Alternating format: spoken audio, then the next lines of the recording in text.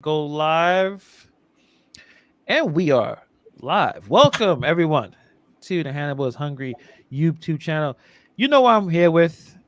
We, I don't know, we've been talking for quite a while now, right? This is Yeah, about the oh yeah. fourth, fifth, I don't know, Something like that. I don't something know. like that. Dang, I don't know. Pedro Doordash Santiago. Welcome to the channel, my friend.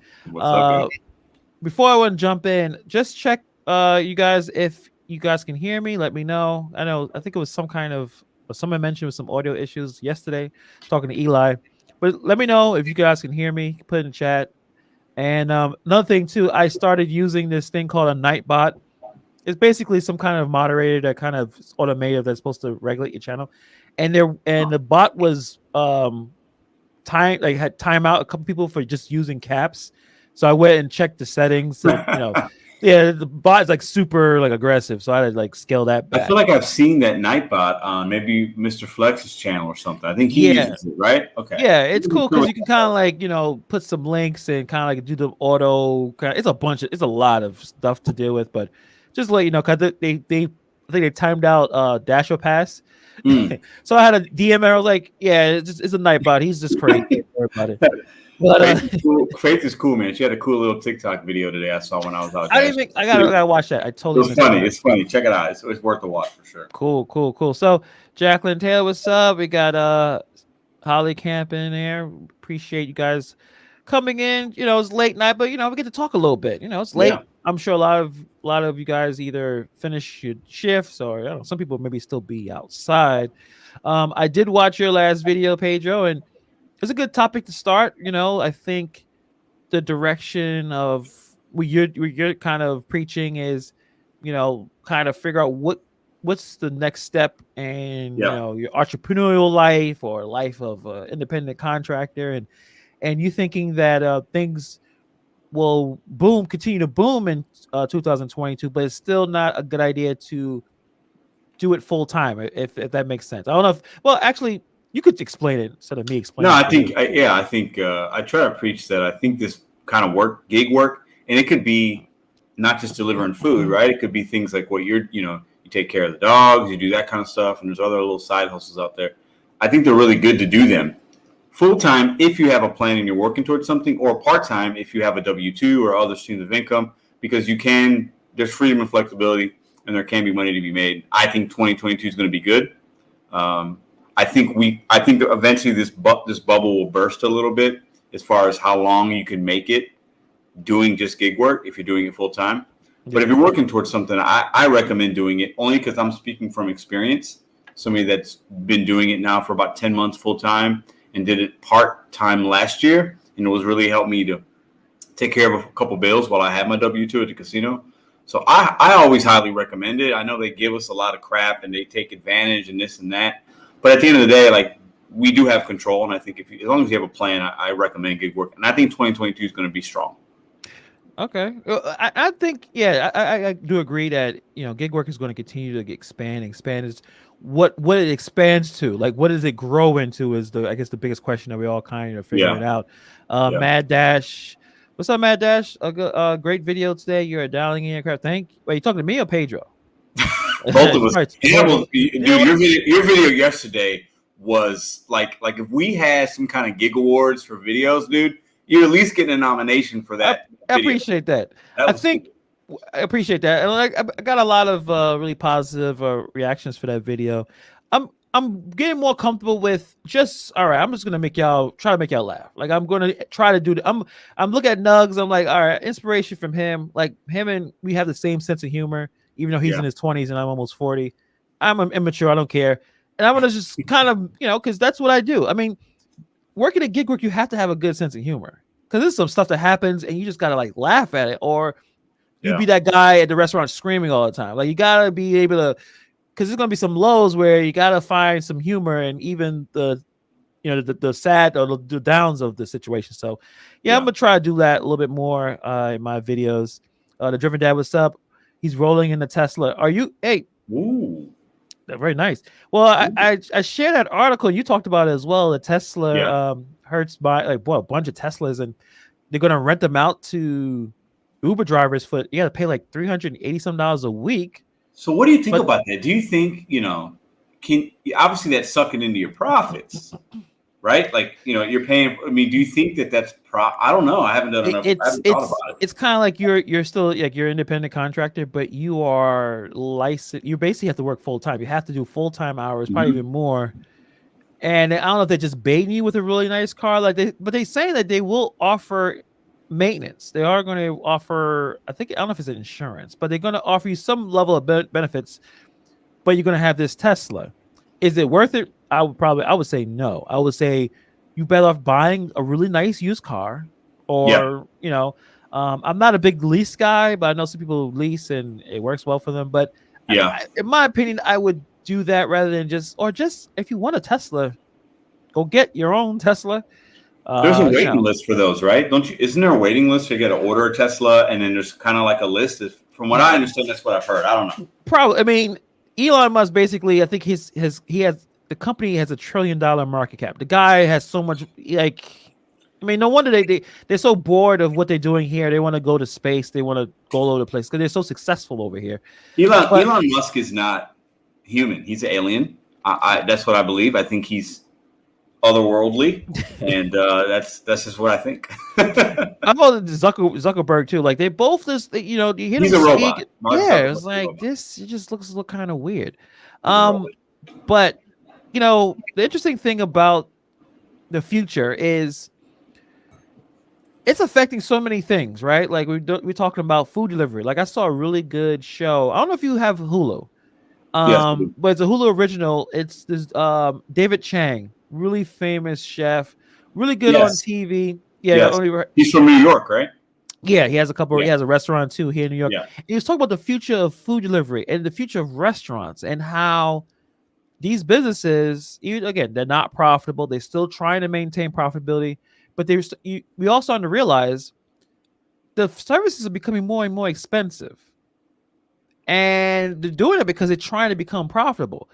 And how it's squeezing out small restaurants in the process, squeezing out small businesses in the process.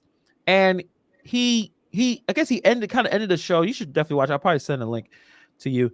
That of course you want to move along with technology, right? You want to figure out that technology does indeed help us get to the next level, right? Like one of the examples from the show was bank teller, right? There was tons of bank tellers, but then the ATM came in that kind of help certain situations. Yeah. So they know, like, all right, they're gonna have this crazy burger flipping robot, but that's going to eliminate jobs. Is that a good idea?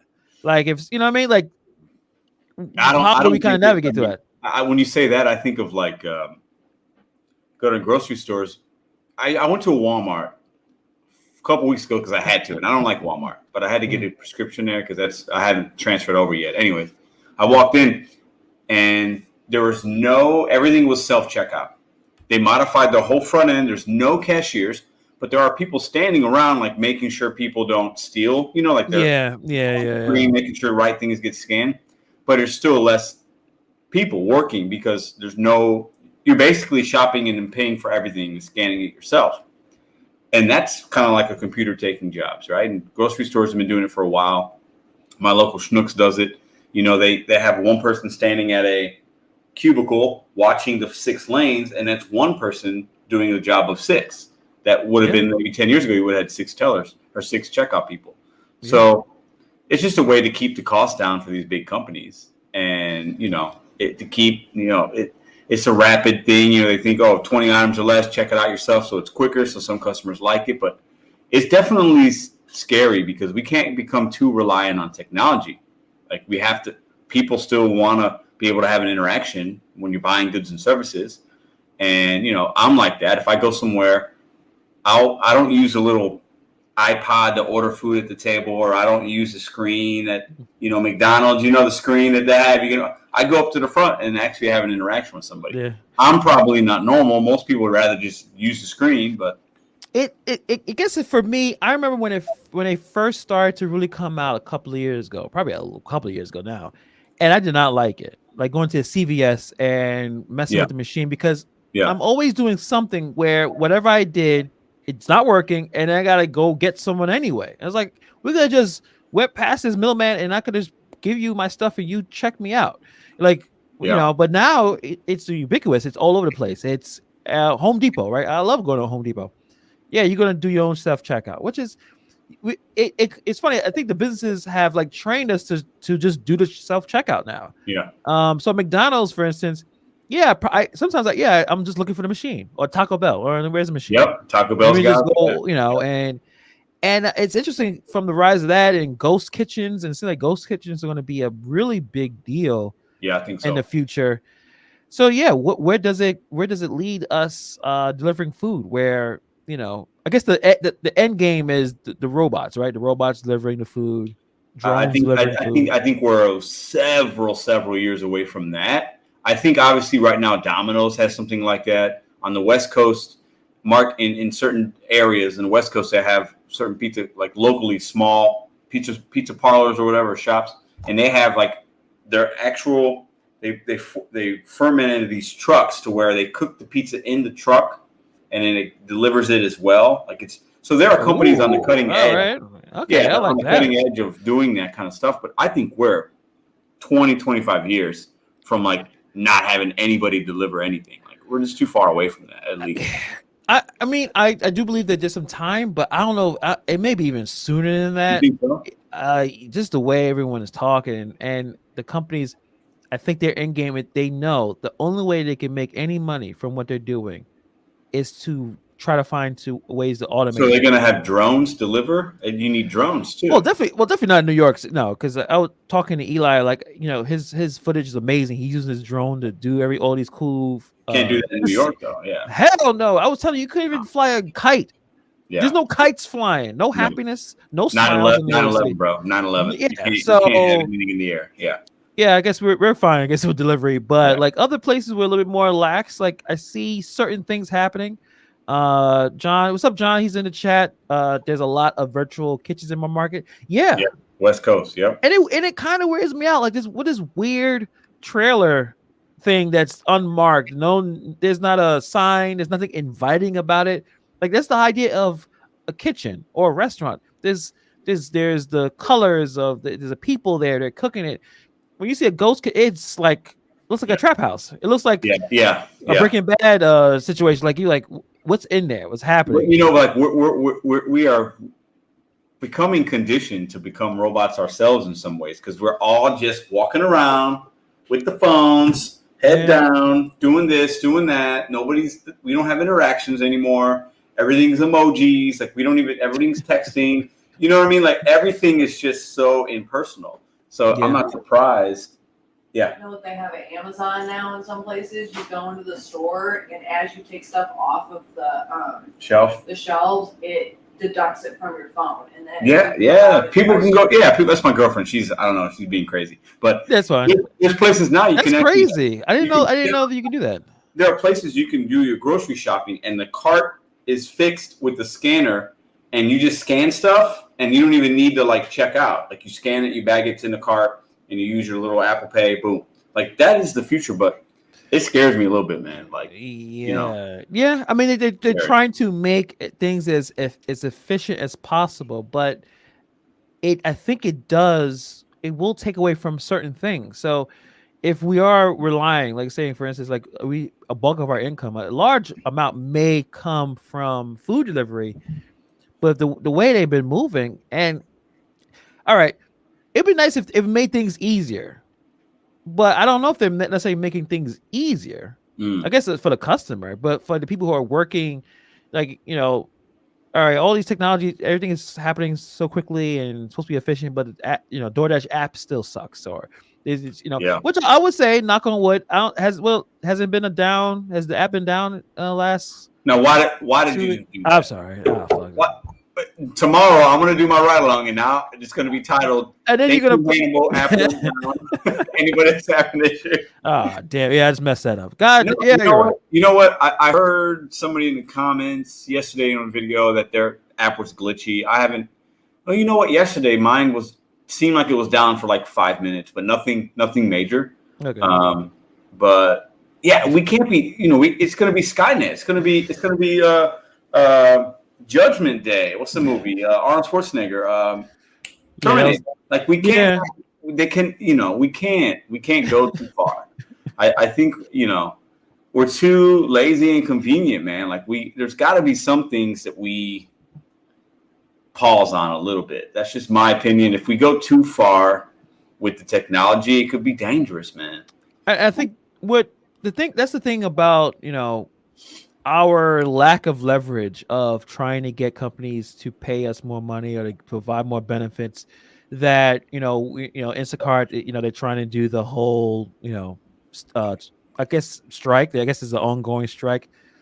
The problem is that the customers want the service and they want it as cheap as possible, because that's what the companies promise. It's like, hey, you can get your stuff delivered, groceries delivered, and you're not going to spend a lot of money. So they're fighting to keep things as cheap as possible. Where does that leave the people who do the work, who are shopping, who are delivering the food? It leaves us with, the relying on tips. We have to make sure someone is tipping, or it's not worth delivering. Like you're talking about in your last video, gas prices are going to continue to rise. They're not going to go down anytime soon because of what's going on. So, in your market, have you seen any type of inflation, like grocery shopping, food shopping? Have you noticed it directly in your market? I've noticed some, not in groceries. I'm really bad though. I don't pay attention to the pricing on a lot of items. I've noticed some things in certain restaurants when I go in to pick food up, or if I order myself, I'm like, ooh, last year that seemed like that was like $1 cheaper, but like with groceries and stuff, I haven't noticed it that much. Not recently. My gas here is, I think yesterday I paid $2.98, I believe. And that was after getting like 13 cents cash back. So I guess that's probably pretty average. It's not too bad, not too cheap. But like I don't spend a lot of money. So like I buy the same stuff at the grocery store most of the time. And like if it's 20 cents here or there, I just don't even really think about it. I don't notice it. And I don't know, you made a video about the shortages. I don't even know what's that going to look like. I don't, I see shortages with bottled sodas and like bottled drinks. And that's been going on since the beginning of this year, actually, with Coca-Cola and things like that. But I don't see shortages on a lot of other items. At least if I need something, it's always at the store. So I'm not sure how I don't know how it's going to go. I think it depends on certain areas. John putting up, he's dealing with $4.59 a gallon. That's crazy, man. That's a lot. In your video, you're talking about like what's the amount of gas the cost it would take for you to continue. So like if somehow in St. Louis you had to deal with $4.59 a gallon, would you continue to do gig work? I would still do gig work right now. I would adapt. That'd be my cut. I mean, you'd be next to, you'd be close, right? It'd be close, yeah. So right now I've been driving a little bit more miles because I've been getting the algorithm sending me higher payouts, like $10 and above, but it'll go like 6 or 7 miles, right? And I've been taking them because, not bad. Because before I was like, I'm 1 or 2 mile guy, like 1-2 miles, $6-7. That's my bread and butter. I can do them really quick. So I would probably adapt to go back to that strategy and keep the miles low so I can help with the profitability. But you're paying almost $5 a gallon. I'd be working less. That's for sure. Because I was wondering like what you're getting gas every day, Yeah, I'm wondering like the strategy would be less hours, or you're just not going to take. I mean, you got to be an extreme cherry picker. Like, you can't. I have to, you're not going to be able to do that and really make any money. So I guess, if you want to, put this in conclusion, if you are dealing with high levels of inflation or high level gas prices are going in some crazy amount of level, you may want to figure out what you want to do, because gig work may not be it. Or at least the food delivery stuff, maybe the shopping apps are still pretty good. Because if the gas prices are high, if the gas prices are high, they may not be driving their car as much. They may be ordering their groceries online. You can probably find a way to recoup. So that's very interesting that you haven't experienced it too much. Hopefully that stays the same. I know Yeah, for me but personally, certain things are more expensive. I'm in St. Louis, man. The cost of living is really good here. Like, I don't know what it is compared to the national average, but I know it is because I've heard other people talk about it, people that lived in other cities. I've had family members that lived in parts of Virginia, close to Washington, D.C., parts of Texas, New York. Like, it's cheap to live in St. Louis. Like, you know, we have nice areas, but, like, it's not expensive here. I don't know if it's a Midwest thing. You know, we're like a Midwest Missouri, but it's actually like a nice sized city if you're in St. Louis. Yeah. But it's cheap to live here. Cost of living is not expensive. So I think that translates into the cost of goods. So when you ask me about groceries and things, I just don't really, I haven't seen it yet. You know, I haven't seen it yet. I think that's the reason why a lot of people are moving. I was talking about this with Eli yesterday about, you know, people are leaving LA, they're leaving California, leaving New York, leaving these high cost of living areas and then moving to other places. Yeah. Warmer areas, places where your dollar can get you further along. And at this point, that makes a lot of sense. I mean, if you're really trying to have sometimes a better life, maybe to leave the dense, crazy kind of, you know, place that, you know, of New York or LA. So it does make a lot of sense. Yeah. All right, so you're going to be St. Louis forever, huh? What do you think? No, I don't. I won't be St. Louis forever. Yeah. I don't know. I mean, where would you go? I don't. I'd go probably northwest. Would be a destination for me. I would go somewhere that isn't as big of a city. Okay. A little more land, a little more just open spaces, a little more quiet. You know. Country Pedro. Yeah, me, and we're not country. I'm not. No, I'm going to go to country. I can't live off the land. I'm not that outdoorsy. But like we've talked about doing before Ruby was born, me and my girlfriend talked about doing the van life. We were going to do that for like a year. We talked about it, you know, getting an RV or van and just like living real simple. Like that's still something that we talk about and that is very intriguing to me. Because I'm a simple dude. Like I'm not a minimalist by any means, but like I don't really need or want a lot. So for me, like it would be a fun experience to do something like that. So I can see us going out to the Northwest and living on the road for a period of time before the baby needs to go to school and just kind of seeing what that feels like.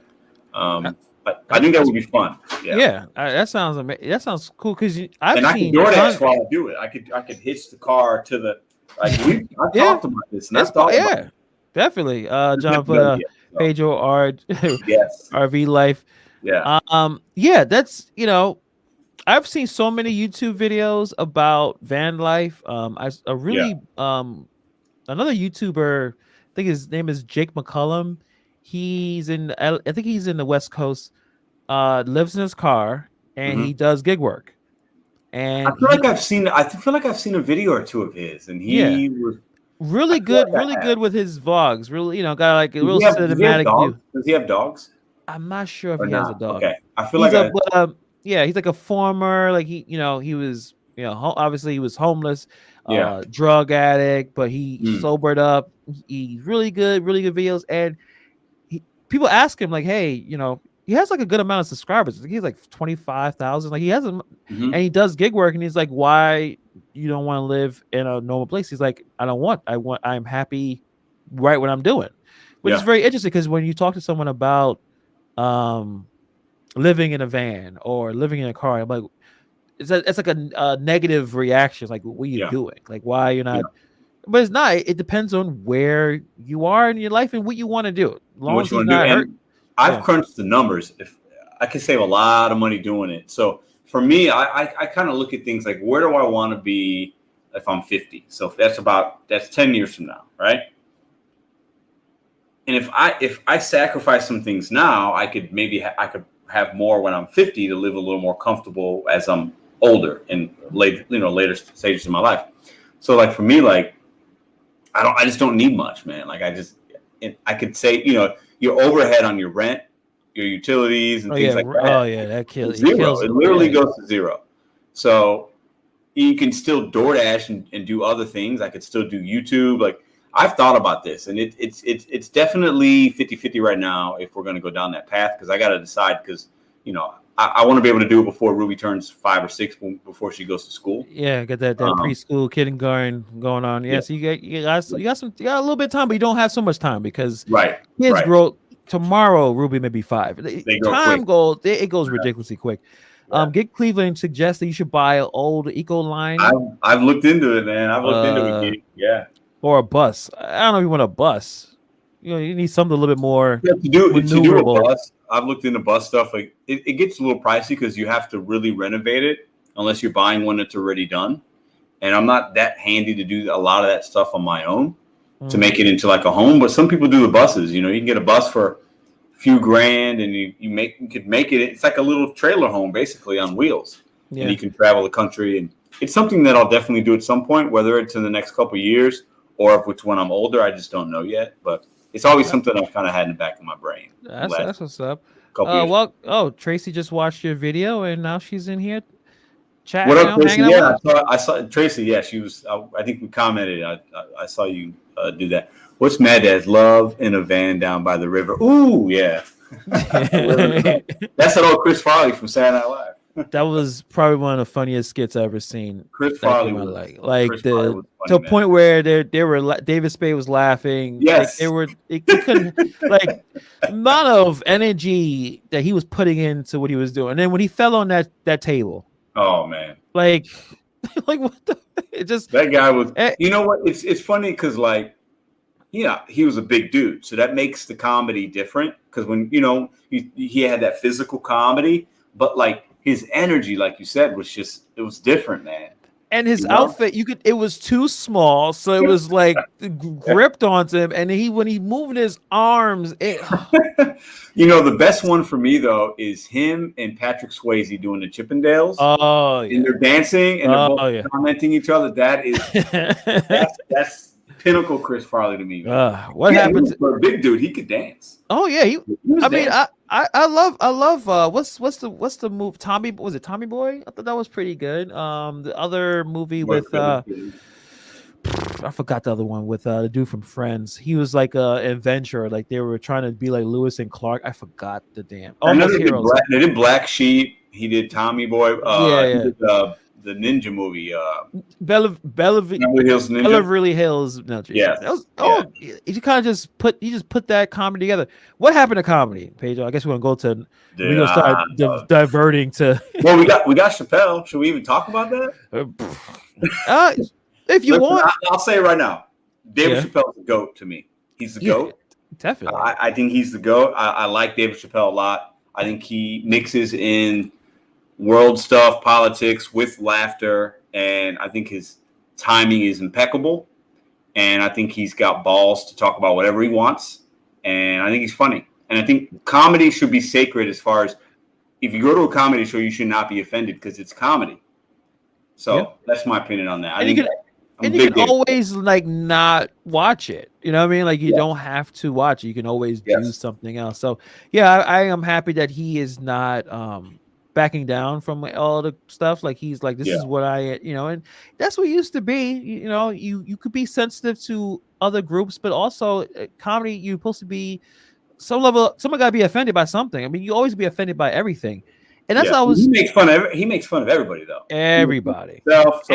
I don't know. I think he's funny. That's just me. And I think a lot of the way we talk with each other, we're just so. I don't want to use the word sensitive, but man. When I did a video about I don't like contactless deliveries because I feel like we're getting too comfortable not wanting to see each other, not wanting to even say hello, how you doing. I'm in the elevator, I'm usually probably the first one to say, have a good day or good morning. The other person never ever says anything, and it's come to expect that, or coming into a restaurant, into a bar to get order food or pick up food.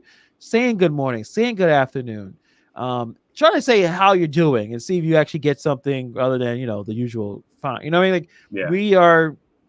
We think we're comfortable not talking to each other and not being social, but I think it's hurting us in the long run. That's why I think we could be so aggressive to each other online or sometimes even our face.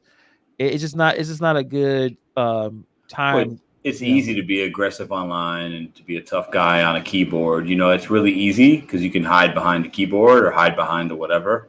It's, you know, people ain't gonna say that stuff to your face usually. Like, it's just not. That's just not how we're wired. Like, it's easy to do that. And people, you know, we don't even know. Like, we see. I know Mad Dash for Road Trip Cast. I've met him personally, right? I know him. We've talked, right? Yeah. But like, other people don't know, like, who is that person? Who's Tracy? It's a picture of a female. Is that really a woman? We have no idea. You could be anybody online. And Tracy, I only say that because like, you're there. The name was there. Yeah. We could be anybody online, and we don't even know. But when you face to face with somebody, you can't. You are yourself. That's you. But online, man, it's too easy, man. It's like. Yeah. And and you've been through you got all the slings and arrows. You've been through the gauntlet. It's been kind of interesting to say the least. But what I got out of that whole situation, and I guess I'm gonna be a little cryptic because I'm not going to talk about it too much in detail. But when people create something like YouTube creators, like we care about certain things, but I think sometimes we forget like there's things that most people do not care about. And I realized that in that last situation, I realized, do people care about this? And I realized, no, we care, but like me, but no one else cares. So they're not going to watch. They're not watching for this kind of content. They want to know about gig work, personalities, and how and what could they relate to, what they agree with, disagree with, about making money and figuring out how to get to the next day. That's what people care about. They don't really care about that other stuff. And I kind of realized that, and I was like, well, let me just not say anything at all about it. Let me just not speak. And I realized, oh, I'm right. No one cares. No one gives a damn. You know why? Because like, and you notice it, like anytime you can post about gig work, someone was going to say, well, today I went out and I only made this much money, or I went out and I had a bad order. That's what people care about. So let's cater to that. I mean, I think, we like the drama online. People like to see somebody fail, but then maybe come up again and rise again. Like, if all my videos were all just like, everything's great, guys, everything's great. Like, I wouldn't have as much views, like none of us would. Like what people come, if it bleeds, it leads. If you watch the news, always the good stuff might be at the end, but like the stuff that people want to watch is like the negative. Unfortunately, I don't know. I'm not a psychologist, but like that is how people are wired, unfortunately. And like my most watched video is the tips and tricks video. That's everybody's most watched on this space is going to be that. The second or third or fourth most is always something that's like negative about DoorDash. For most channels, that's just what it is. And I think people like to see something that's relatable. They like to complain about stuff, and that's what we like to watch. And I'm guilty of that too. If somebody puts a video out and they're like gonna bash DoorDash or talk about their bad day, I want to watch because I want to see like what are they gonna say, But if somebody has a video and it's like, you know what, today was a great day. I made this amount of money. Everything was rainbows and sunshines. People aren't gonna watch as much of that. And you gotta have an angle. You're telling a story, and at this point, you could find something wrong with anything. Particularly with these companies, it's not a lot of positive about how they are attempting to do something that hasn't been done. They're trying to make a profit out of this business that it seems like either we need to pay a lot more money for this service, or they need to. I mean, that's the only reason. That's the only conclusion I can come with. Customers have to pay way more for this. How much more though? Like exactly. You do instant. So I know that you do Instacart. You're lazy. And you like to order Instacart. You said it yourself, right? Yes. So there's fees with that. I've never shopped Instacart. I've never ordered Instacart. But how much is too much? Like, what is your opinion on that? How much are you, what would be the amount that would say, hold up, I got to go get my own milk and eggs? Well, I think the issue is, Instacart is similar to Amazon with like Amazon Prime, right? Like you get Prime by paying $100 and change. I forgot the amount every year. So Instacart is the same thing. You pay this fee, you don't pay for any delivery stuff. So all you're paying for additional is a tip. That's it.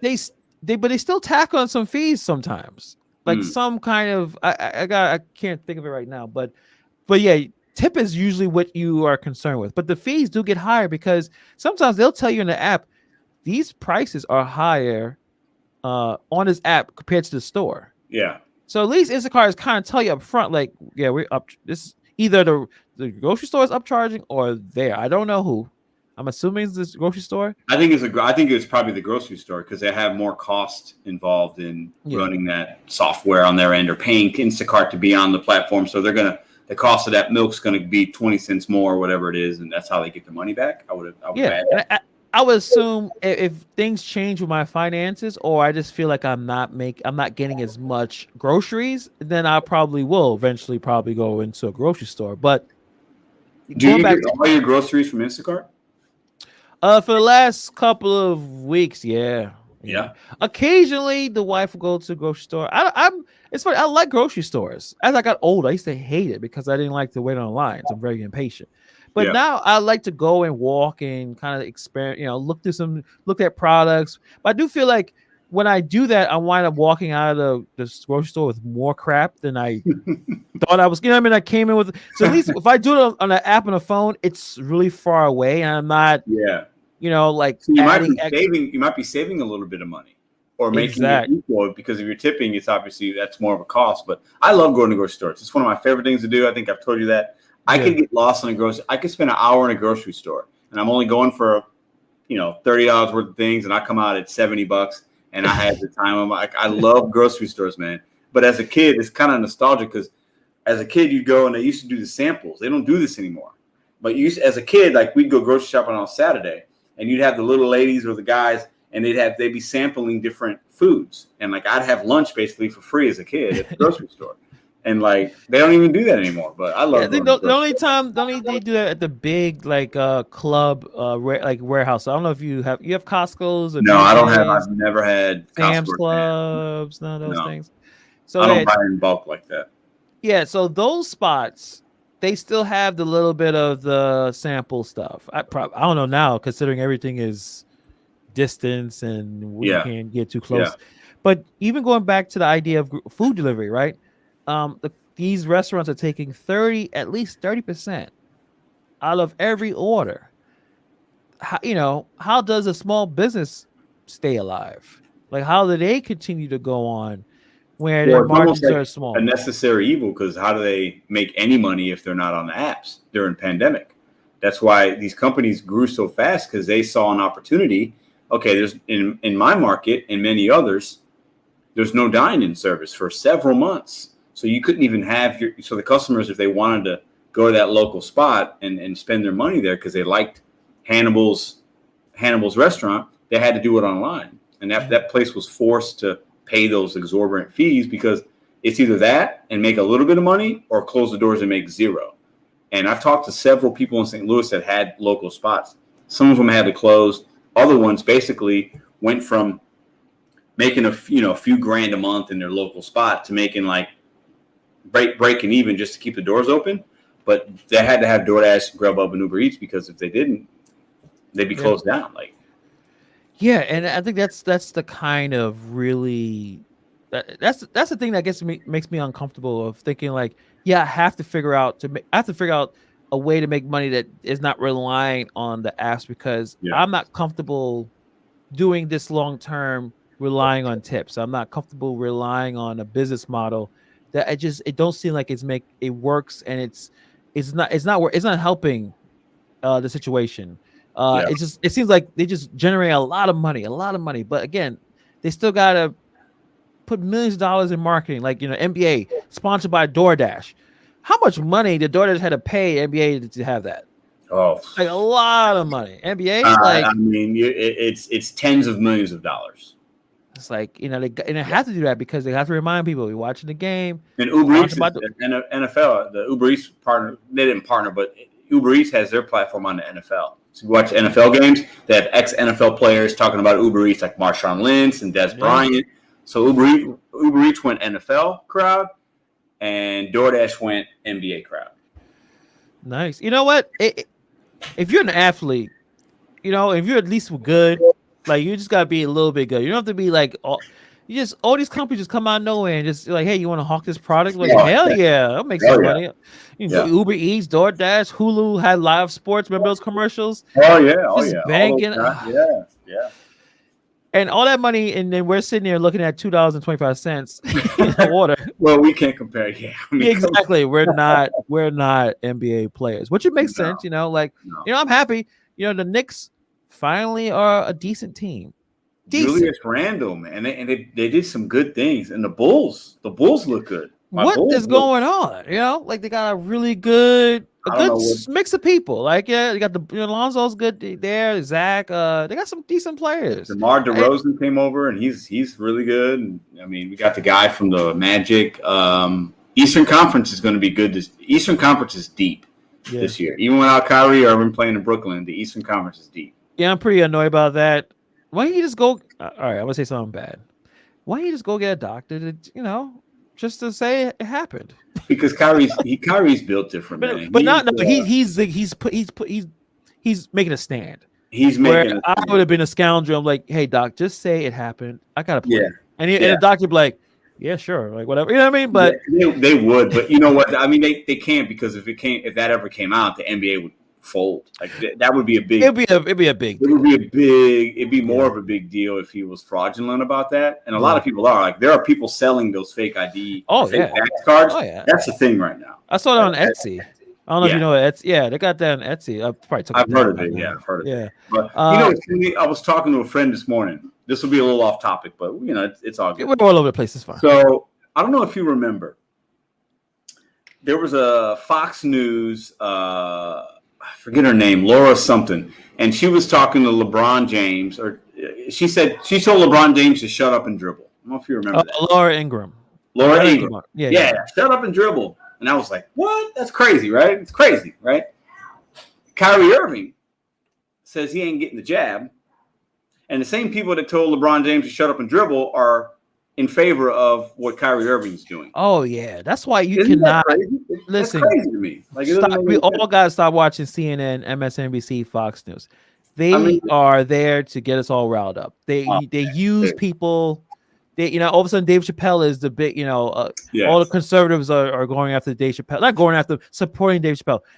Their politics are so different. Dave Chappelle does not follow. He did a whole special on George Floyd.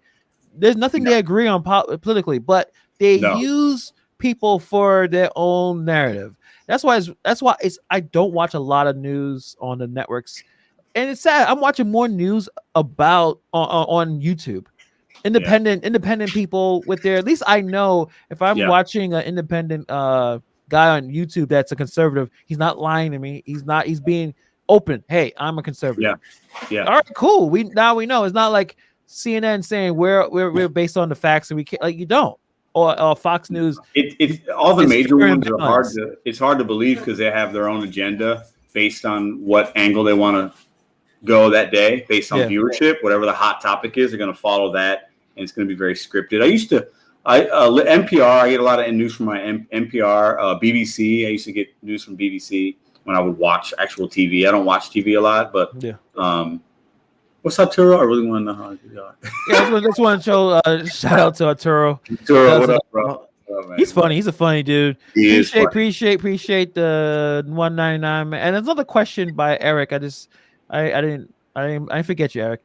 I have a question. Do you guys YouTube who reach out to who when you want to have a discussion? Yeah. Yeah, we DM each other and talk. I think Pedro asked me what we were going to talk about. I said, we'll just listen, guys. Listen, we're just talking right now. Like, me and Hannibal will probably talk all day, and we're just talking about gig work and then sports, and then not getting a shot, and we'll talk about LeBron James. We'll talk about, like, we're just all over the place. We're all over the place. We're all over the place. Mad Dash, how do you guys do this all the time and still keep up with sports? I am trying to learn to study it. Well, I'm not studying anything, so that probably helps, because if I was in school, I wouldn't be able to do much of anything. I don't sleep. So no? I do a lot of like thinking and stuff at night and watching things and looking at news clips. I'll check ESPN. I play fantasy football. I'll look at YouTube at night, and then during the day, I'm working, editing videos. talking to, taking care of the kid with the girlfriend, with the family. I don't sleep a lot. So I just kind of, my days are usually about 19, 20 hours. I'll sleep about 4 or 5 hours a night. So what? It's just a natural thing. Yeah. I just don't like this. I'm just not somebody that gets, yeah. All right, so Pedro, I feel like you're a kind of person that would not enjoy a vacation. Like if you went on vacation, could you relax? Like, could you actually spend... You know what, man? So I do enjoy vacations. I've gone to Mexico many, many times. Mm-hmm. There was about 7 years in a row. I went every year, a resort, all inclusive, loved it. But yeah, I like to do stuff. If I'm going to a vacation, I don't sleep in. Like I want to get up, let's go do something, let's experience something, let's go here, let's go there, let's go rock climbing, let's do parasailing. I like to be doing stuff. I like to experience things. I'm not somebody. The other day, I don't work Saturdays and Sundays usually. And this past Saturday, me and the girlfriend and the baby, we kind of hung out on the couch. We were just kind of chilling a little bit. And I found myself getting restless. Like, oh man, like we should go somewhere. We should go to brunch, or we should do something. Like I always feel like I'm missing out. That's my own personal issues, but like, I just like to be doing stuff, man. It's hard for me to sit still. So you wouldn't, go to the beach, sit back in a chair and just relax for like, no, I've done that. 5 hours. So I've done that. Yeah, I've done that. But then I'm always thinking like, all right, what are we going to do? Like, we're going to go to dinner. We're going to do this. Hey, those guys are playing volleyball on the beach. Let's go play volleyball. Like, I'm just not somebody that likes to sit around, man. And your girl doesn't say, hey, I'm going to just chill. You can go wherever you want because I'm real relaxed. Or bro, she could chill all day. That's what she does. she chills with the baby all day long. And they do Instagram stuff. They watch Netflix. Like they do things around out. Like they go on a walk maybe. She's a super chill person, and I'm the exact opposite. Well, that's how it works. Kind of works out. Yeah, that's fine. That's always a good thing to have the opposites in there, and it's good that again, just going back to your video and kind of explaining. And you've been doing this for a while. That the idea that I am doing this enough where I can have more time for the family. I'm not doing, going out. 8 hours, 6 days a week, or I don't know how your schedule was before compared to now. It's 5 days. Next year, maybe 3 or 4 days. That's exactly where we should be, and taking that energy to other things because, like it's good. Yeah, it's good to make like your $200 goal, but you're outside the whole day, and you're not really learning other skills. I mean, you can audio books and stuff like that, but to implement certain other businesses and put times other things, you can't be out on the road all the time. So that's I wish I could make a kind of a video about that. The idea, like, you go out there and hustle and be out there for 8 hours a day, but if you're trying to learn, like to study or learn a new craft, you're gonna have to, I guess, sacrifice to figure out, okay, what days do I just stay home and study or learn something, or where I go and learn this other business. Like it has to be some level of balance there. It does. I mean, it's hard. I think I was working 7 days a week, probably February, March, April, maybe even into May a little bit. And then I would scale back a little bit. And now I'm working 5 days a week. And next year I should be 3 to 4 because I have other things going on. So it's just about having a plan and working that plan and having a goal and like not becoming too comfortable. Because, I could work 7 days a week and make more money per week, but at what cost for the work-life balance and the other things I want to do? So I have a plan, like it's written out, and I'm working towards something. And I really try to challenge the viewers to think about, do something similar, and your plan and goal could be completely different, and your timeline can be different, but like you have to be working towards something and have a plan. And if you work your plan, you should be able to get there at some point, right? And, I don't think the gig apps are sustainable full time for a number of years. I think that's really hard. Mm-hmm. And I think the people that we see that do it often, they probably have a YouTube channel, or we know that they talk about other streams of income that they have. Right. Well, they just built different, like Flex is built different. He's built different. Yeah. And I don't know if he's got kids or not. He doesn't share those kind of, my guess is he probably doesn't. And my guess is Flex probably isn't married. I could be wrong, but I'm guessing. So like his lifestyle's different, right? And if I didn't have kids and a girl, maybe I would do it 7 days a week. I don't know. I hear that. Tracy says she has a high stress career, so my delivery gigs is my stress relief. That's cool. What is your career, if you mind me asking, Tracy? If you could put it in the comments. John says food delivery has taken a toll on my physical and mental health. I'm slowly starting to exit, which is great. Self awareness to realize, hey, this is just not working out, and this is stressing me out, or not. I'm not sleeping as much, or just I'm in the car all the time. That kind of just makes a lot of sense. Joan Kelly Pedro, I've been watching him since very early on. He's really taught me a lot of tips and tricks that help me. I'm happy to help. Yeah. That's and like going through all those comments, like we all in different facets of life, right? Whatever we're trying to do. And I don't know if you checked out UDM, maybe his last video, maybe 2 videos ago. He introduced an app, laundry, basically a laundry app.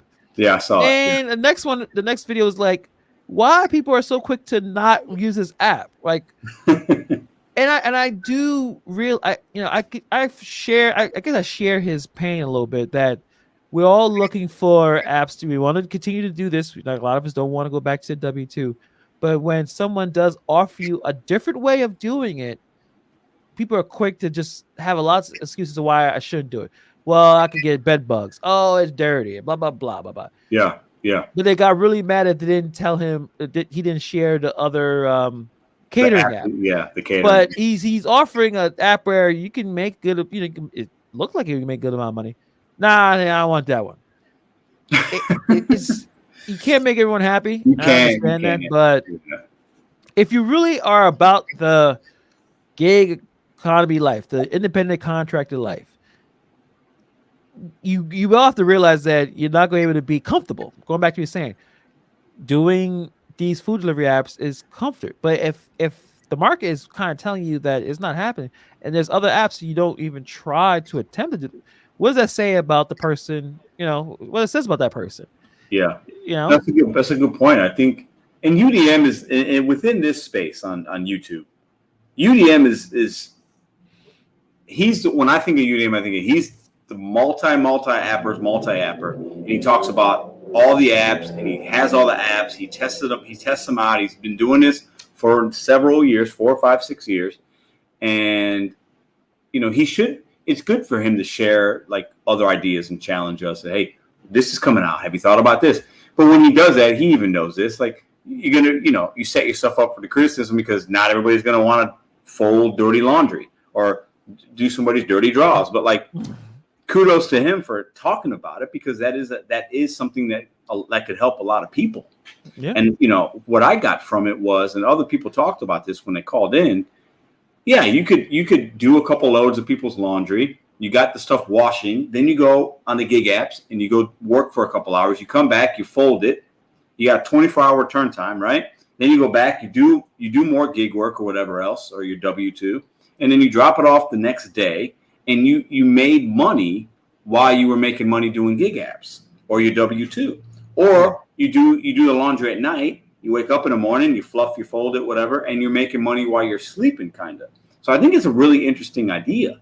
I don't know if I would do it personally, but I think for a lot of people, I think it's definitely something to look into if it's in your market. Yeah, I didn't get a chance to sign up for that. Like, I have a washer and dryer in my home.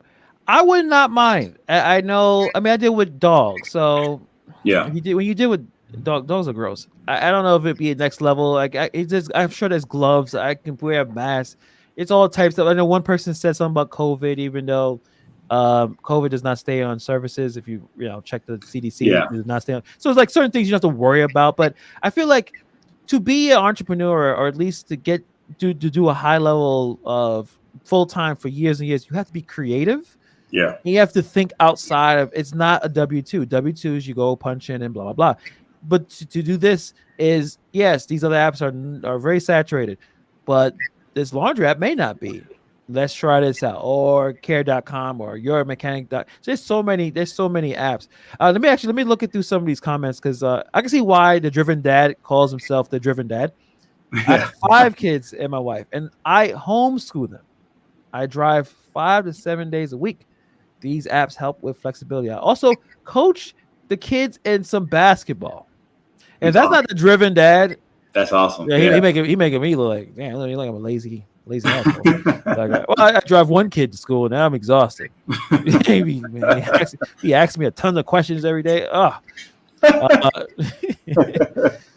Tracy, she's a CPA, senior audit. You know what? I'm making a video about taxes. So, and there's no deep. It's just Biden look like he's gonna try to basically force banks to send them information about our bank accounts because they're trying to find tax cheats. But it's like, really?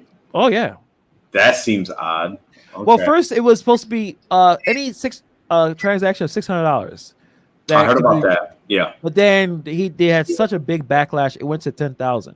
But the whole idea was to find the wealthy tax cheats. You know, the wealthy people who are cheating the system. But it's like, how you guys came with the idea of $600? Like that's right. That's such a low amount, and from 600 to 10,000 is a huge. Even 10,000. Like ultra wealthy, shouldn't it be a little bit more money, or shouldn't they just redo the tax code entirely? Because the rich was able to manipulate the tax code in the first place. But the ultra rich don't pay taxes. Well, that's the point. But the idea, like they got the government or they got people to write in tax code things that they can, so they don't have to pay. So this idea that Biden is saying, "Oh no, this is just only going after the really wealthy people," is it? Or it's does Biden even really know what he's saying? Well, I don't know. I mean, I'm just asking. All right, I am a little. The only thing the next video that I'm planning to do. I know people are going to probably think I'm some kind of conservative guy. And I'll say right now, I am not a conservative. I'm just not a big Joe Biden fan. I'll say that. I'm just same thing. That's where I'm at. So, yeah. I'm more of a libertarian. I when I vote, I have no party. But his plan it just has a lot of lines for jokes. It just has a lot. He can't speak. I don't think he's really with us. And this idea. He tells people, "Oh, the big back better plan." It's so hard to even say. It will cost us no money. Like it'll cost $0. They've said that into a microphone, into a camera. How's that possible? But how's it exactly? And then the idea is go into bank accounts and try to see who's cheating the system. So you definitely want to do your taxes and don't be cute. Like I'll be looking for that video because the tax thing is something we creators we talk about it, but at the end of the day, like for me, I'm literally gonna hand somebody, here's my info, here's my and I'm gonna pay somebody a couple $100 or whatever it is, and so it's done the right way. And then I'll figure out next year maybe if I can do it on my own. But I'm not gonna play around because I'm just not. I don't know. This will be the first year I've ever had taxes like this, where I'm making this money in this kind of way without a W-2. So I'm gonna pay somebody to do it for me. I mean, I don't know. I definitely will.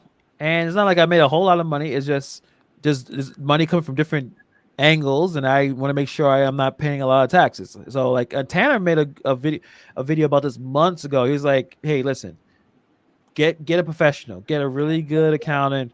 Yeah, they'll take care of you, and you'll find so many deductions, different things you can write off that you didn't even think about." And I was like, all right, I'll do that because I kind of feel like I'm not going to have to pay a lot as much as I think.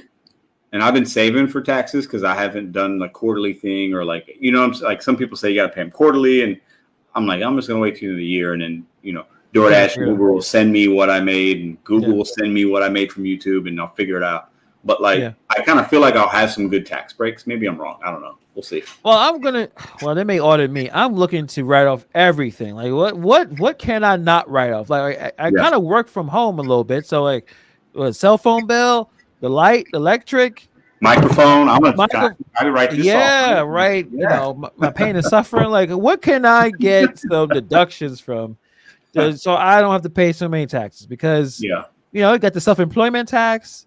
Actually, Tracy's an accountant. Maybe I don't know if she'll ever jump in right now, but we got to figure this out. This is it's such a dry topic. and I tune out sometimes when I hear people talk about taxes or math or numbers. I just like, yeah, I hear you. So I gotta find a way to do like talk about that, but be entertaining. You know what's funny? We went from talking about how the rich don't pay taxes to two guys that ain't got money not trying to pay taxes. So who's paying the taxes? See, that's the problem. That's the problem. That's why the whole tax code needs to be rewritten, because it's natural human tendency to try to keep all your as much resources as possible, right? Like it's just natural. Like I don't want to pay as much. So you find ways not to pay. So like, people mad at Jeff Bezos for whatever what he does. He didn't write the tax code. Yeah, you can't hate. You're hating the player, right? But you can't hate. You gotta hate the game that's set up. He just really good at it. So yes, I am trying to find loopholes. Yes. So, but I've like, with the W-2 life I had, like I was making decent money and like I was paying. I mean, I had a salary and then I'd see my check at the end. Like, where'd all the money go? Like, like because you put it away here, then maybe you got a 401k and you got this, and it's like, where is it going?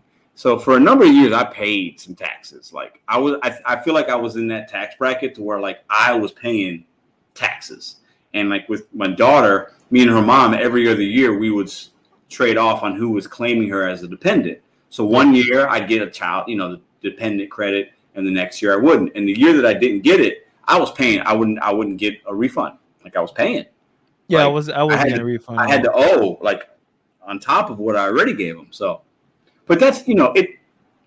Think about it like this: the government taxes us interest free, and they have our money interest free, right? We are loaning essentially the government our money when we pay taxes, and it's interest free.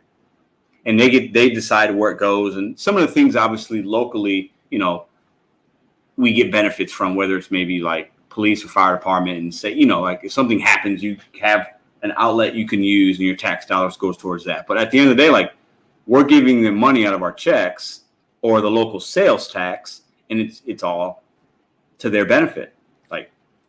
I call it funny money. Like, I don't know how this works. Like, it's funny money. Like, nobody could, I don't think, people try to, like, explain it to me, and it's like, it just doesn't make sense. The stock market, the gold that's in wherever, like, it's supposed to equal the amount of money in the world. I just don't believe any of that. I just don't.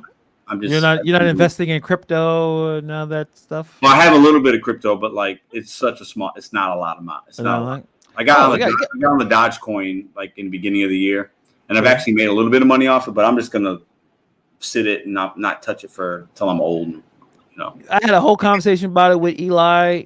He knows way more than I do. Like I invest in it, have no idea what the hell I'm doing. I just know that it does grow. Right now, Ethereum, one of the crypto coins I have is down right now. But let me jump look at some of these comments real quick. Nova Dasher. Can literally write off most things, but a tax professional is a must. I do agree. Yep. I think Tracy says she'll offer to help. Let me know if you need some help. My firm can help for sure. Well, maybe you could come on and talk, because I want to write up. I am trying to not pay the government anything. I hear you, man. Right? It's funny though, we're in the same boat, but we're complaining about we're trying to get yeah. It's just I think it's kind of ironic, I always admit that I'm a hypocrite. Like there's things I complain about, then I'm trying to. I am who I am. Joan writes or types, loopholes are awesome. Make sure you save the receipts for car washes. You have to have a clean car. Yeah. I have like a monthly thing. I pay $15 a month. It gets automatically taken on my account to have like washes or whatever, unlimited and back. So I guess I don't have a receipt for that, but it's in the bank statement, I guess. I don't know. And the Driven Dad, he has a really good strategy. Have 5 kids and the taxes get low. Yeah, the Driven Dad got paid this past year, I bet, when the child checks. Yeah, so like so Pedro, if you have like 3, 4 more rubies, you don't have to worry about taxes. You can just, I'm good. I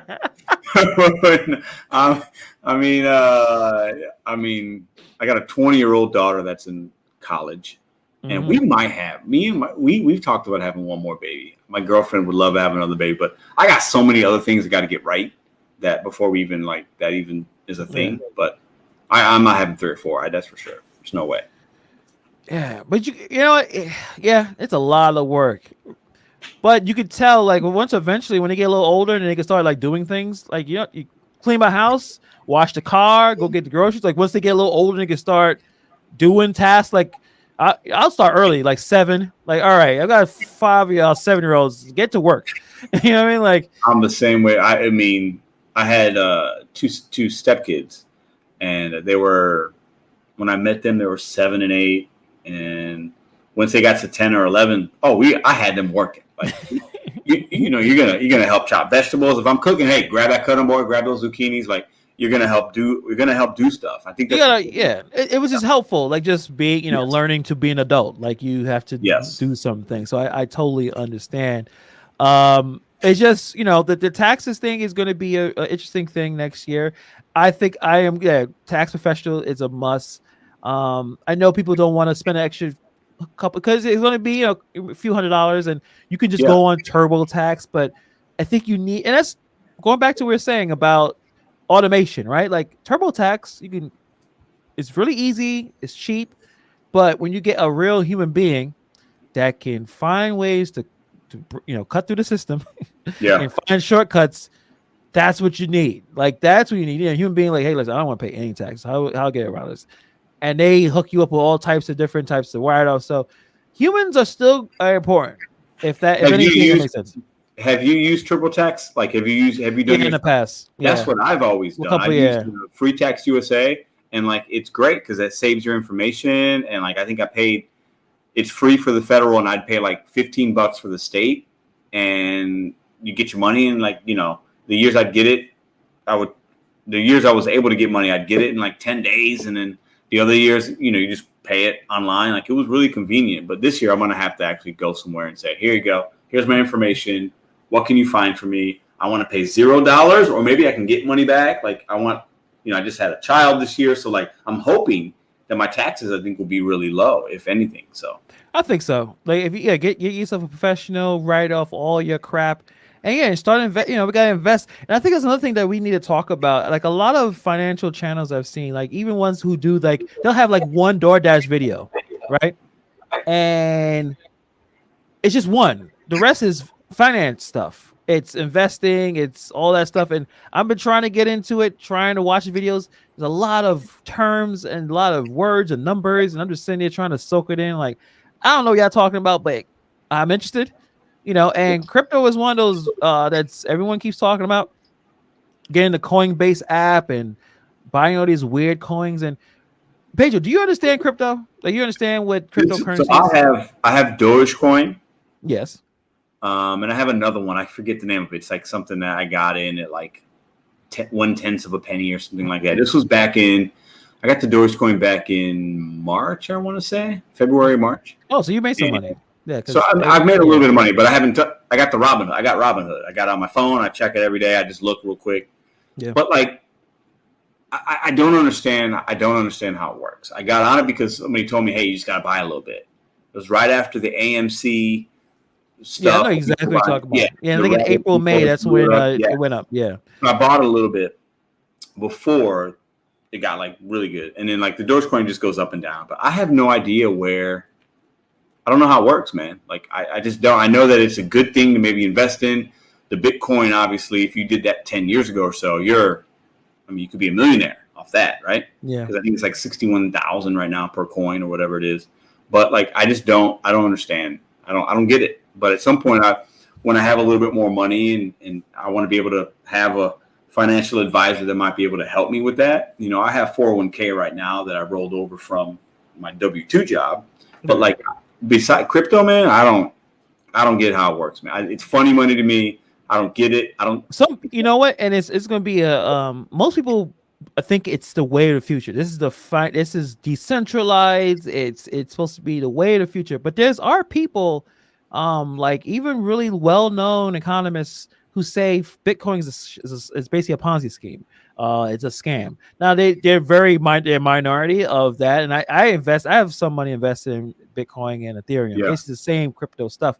But there's some people that think it's a bit of a sham, but you can it's kind of like, well, a Ponzi scheme is get in early and get out, right? Like, but Bitcoin it's pretty good. It seems as stable as everything else. But I agree with you. Like I'm eventually learning more about it because I think it's kind of like I'm ignorant of just investing in something and thinking, well, everyone else is doing it. Like I should have an idea like how cryptocurrency is structured. I kind of have an idea, but talking to Eli yesterday, he seems like these young kids nowadays. We're just a bunch of boomers. They're doing stuff. When we were 20, I was chasing girls at the bar. Like I wasn't playing basketball. I wasn't worried about like my future for money. I should have been. Yeah, these kids now are next level, man. Yeah, they got a plan. I mean, Eli is just his energy level. He's out there just grinding.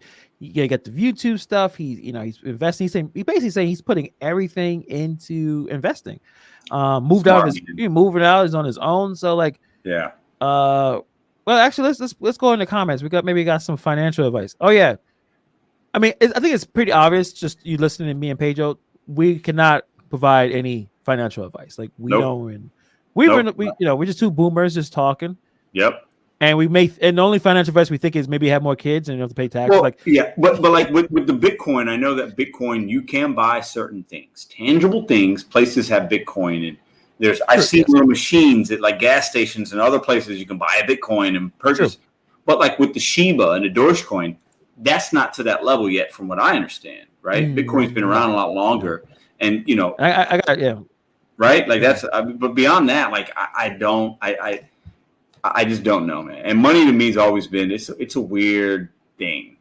It's just weird how we value certain things, and there's a price on it. And some people, gold for the longest time was put your money in gold, buy gold, buy gold, have gold. Gold holds its value, and it always increases. Now I feel like the new thing is the Bitcoin, is the crypto. For the longest, it was gold, silver, things like that. Now it's crypto. And I feel like 20 years from now, it'll be something else. Possible. I know that I still hear from everyone that I've been listening to that gold is still something you should invest in, especially to bet against inflation. Like right now, we're in inflation. It looks like it's going to be here for a while. It maybe be stagflation, where it's just we don't have enough. We got a lot of demand, not enough stuff. So many things going crazy right now.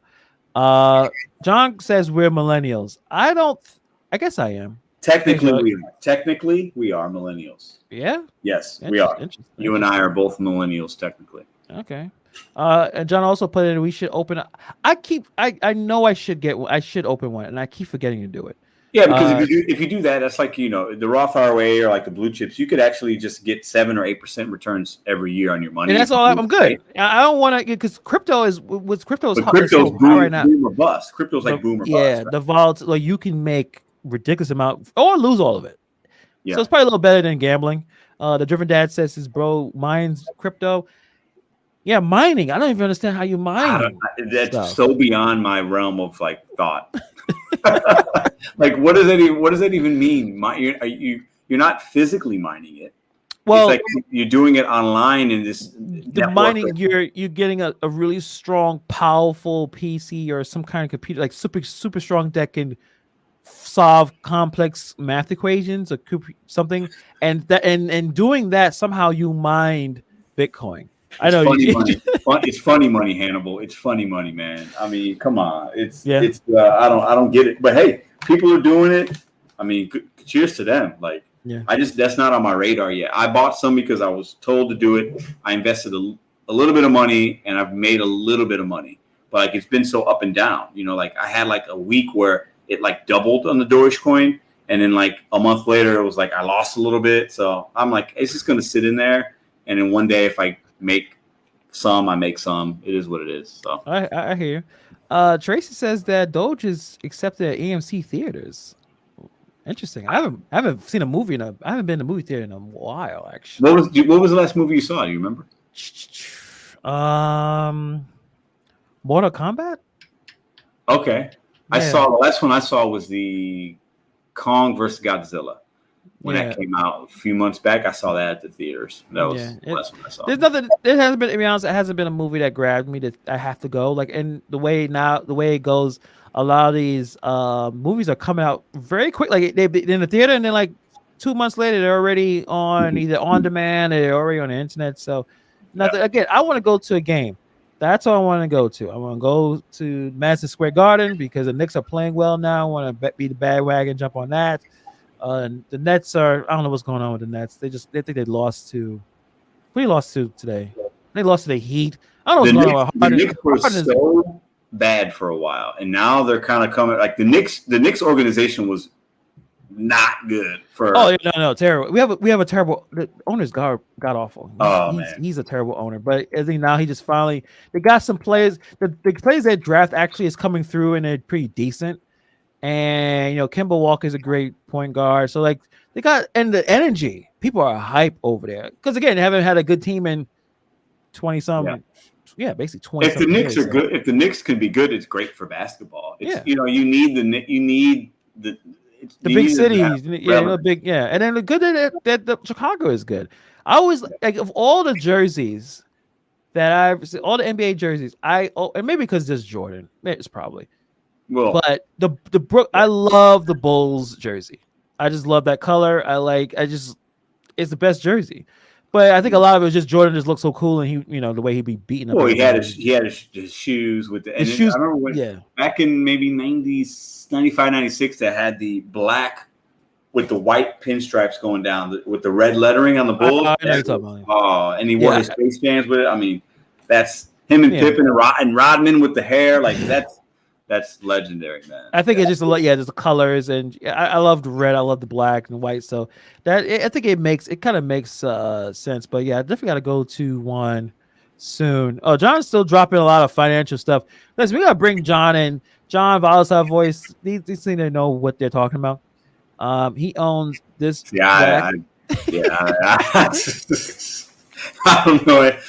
I had the 401k and I picked my You know what you do, and it's interesting now because that's the cool thing about technology again, where you can be in charge of your financial and your investments, but you also can say, "Listen, I want to put money into something, and that's it. Like I don't want to try to figure everything. You know what I mean? Because we don't have time to try to figure everything out at the same time. So it's cool.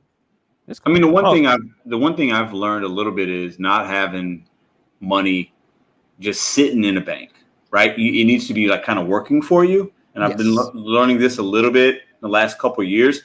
If it's just sitting in a bank, you're not getting any interest. You're not investing in anything. It's just sitting there, So I've learned how to do that a little bit, but like beyond that, man, I'm just, it's a crap. You know what? You got to take it, one day at a time. The only thing it's a tons of channels on YouTube about it, but I feel like, and I was talking about this yesterday as well. Everything is, the world's going to end. Everything's going to crash. And this is like the same guys making the same videos. We all complain, and not me and you, but others complain about, you gig tubers talk about the same things all the time. Every day you gotta talk about the YouTube, same thing. Though, isn't it? That's exactly. It's only relevant for us because we all watch each other. Yeah. But you can go to any niche on YouTube and it's gonna be the same thing. It could be lifestyle vlogs about men's fashion, and all these influencers are gonna talk about the same boots and the same leather jacket. So it's like if you ran a basketball channel, and then someone came in and was like, Pedro, you talk about basketball all the time. Your place talk about some volleyball. What do you want me to talk about? What is the volleyball content? This guy's always talking about basketball over there. It's like it's a basketball channel. Man. I don't even know if we got enough time. All right. I just can't. I can't even, man. I can't. Hey. What's up, Gig Lebowski? He's in the building. What up, Gig Lebowski, man? How's Alabama, brother? It's that just doesn't make sense. So when you go watch financial channels, and I would say I feel like they're doing this. It could be there's things happening in the economy that we should be concerned about. But when you watch a lot of their channels, they're saying things to get people to watch it. and every video is about everything going to crash. And me, I can't help to click it to see exactly what's happening. But then it's the same creator. The same person been talking about it for 3 weeks straight. I'm like, all right, when are you going to be right? Like, all right, it's going to crash. Like, I've been watching you talk about things going to crash and nothing has happened yet. Yeah. So I don't know if it's a YouTube kind of, creators just making the content that people are going to watch, even though it's may not be necessarily true at the point. But yeah, I don't know. I think it's funny because it's hard to understand motives when people are getting paid for something, right? And I put myself in that group as well. I get paid to make YouTube videos, right? Yep. So, and I know the analytics of my video, if it performs well, if it doesn't perform well, I can look up exactly day to day. How much did I make yesterday on YouTube? How much am I going to get paid on the 21st? I know all these numbers every single day. That's just me being honest, right? Mm-hmm. But I'm also not going to make a video just to make money. Like, I'm just going to make a video because this is what happened in my day, right? So I feel really strong and good about that. But I think I'd be lying if I wouldn't want to make a video if I knew a hot topic needed to be discussed. Of course, I'm going to make that video because I'm going to get clicks and views. And hopefully I can help the community as well. That's the win-win, right? But at the end of the day, if something is really going on and I know people are going to want to hear about that, of course I'm going to make a video about that. That's just me being honest. Like, if DoorDash goes down tomorrow and there's some big news, I'm going to talk about that because that's what people want to hear. And I don't think there's anything wrong with that necessarily. As long as it's not done in a way of be like ingenuine or scammy or anything, I think it's okay to follow the hot topics. I think that's fine. And I think that's the criticism, I think, is that, we all talk about the same thing. It's like, okay, if, Dwight Howard and AD is fighting on the bench at a game, every basketball channel will talk about that fight. Yeah. So, you know what I mean? Like, I wish I could explain that to certain people. I think a lot of the people who watch understand that, but I just feel like there's some who just, why you like, what else am I talking about? I want to see why Dwight Howard touched him. Oh no, why AD touched Dwight Howard first? I would not touch Dwight Howard. I think listen, AD maybe for Chicago and everything. Don't mess with Dwight Howard. Well, I don't know. I think they're both soft. That's my opinion. I think Dwight Howard's a big dude. I think they're both soft. Dwight Howard. Dwight is weird. He's a weirdo. Yeah. But AD ain't. He don't ever act that way. So you could tell, like, maybe he just got mad at this dude because Dwight Howard looks like a kind of person that can get underneath your skin by his aloofness and just weirdness. Yeah. And AD was like, "Yo, I'm the best, one of the best big men in the game, and you're on the bench right now. Like how dare you not? I'm talking to you. Yeah. I'm talking to you. Yeah, you're not answering me. Like what? I think they were arguing about like a defensive assignment from what I like. Somebody, yeah. Right. And you got the egos. They both got egos. These are both Hall of Fame players, in my opinion. So you're going to have chirping back and forth. It seems like they squashed it. But, the basketball analysts on TNT and ESPN and everywhere, they're going to talk about that because it happened. Yeah. And we have to understand that just because you talk about a topic, we don't have every viewer that watches you might not watch me and vice versa. So, like, eventually everybody talks about it and everybody will then hear about it. And I think that's fine. I just don't. I don't get it. I mean, it makes sense. But that's what I was talking about even earlier. I'm like, hey, listen, most people do not care. They don't care about the individual fight of it's even you talking about you kind of stopped doing this, which I was kind of happy you did because I was going to say something about it to you about saying your ride-ons were boring. Like I didn't like when you said that because I don't feel like they're boring. Even when you have the worst days or the good days, like I feel like we kind of let some of the negative people kind of come in and we try to I don't know, we're trying to appease them by saying. Listen, I'll be honest with you.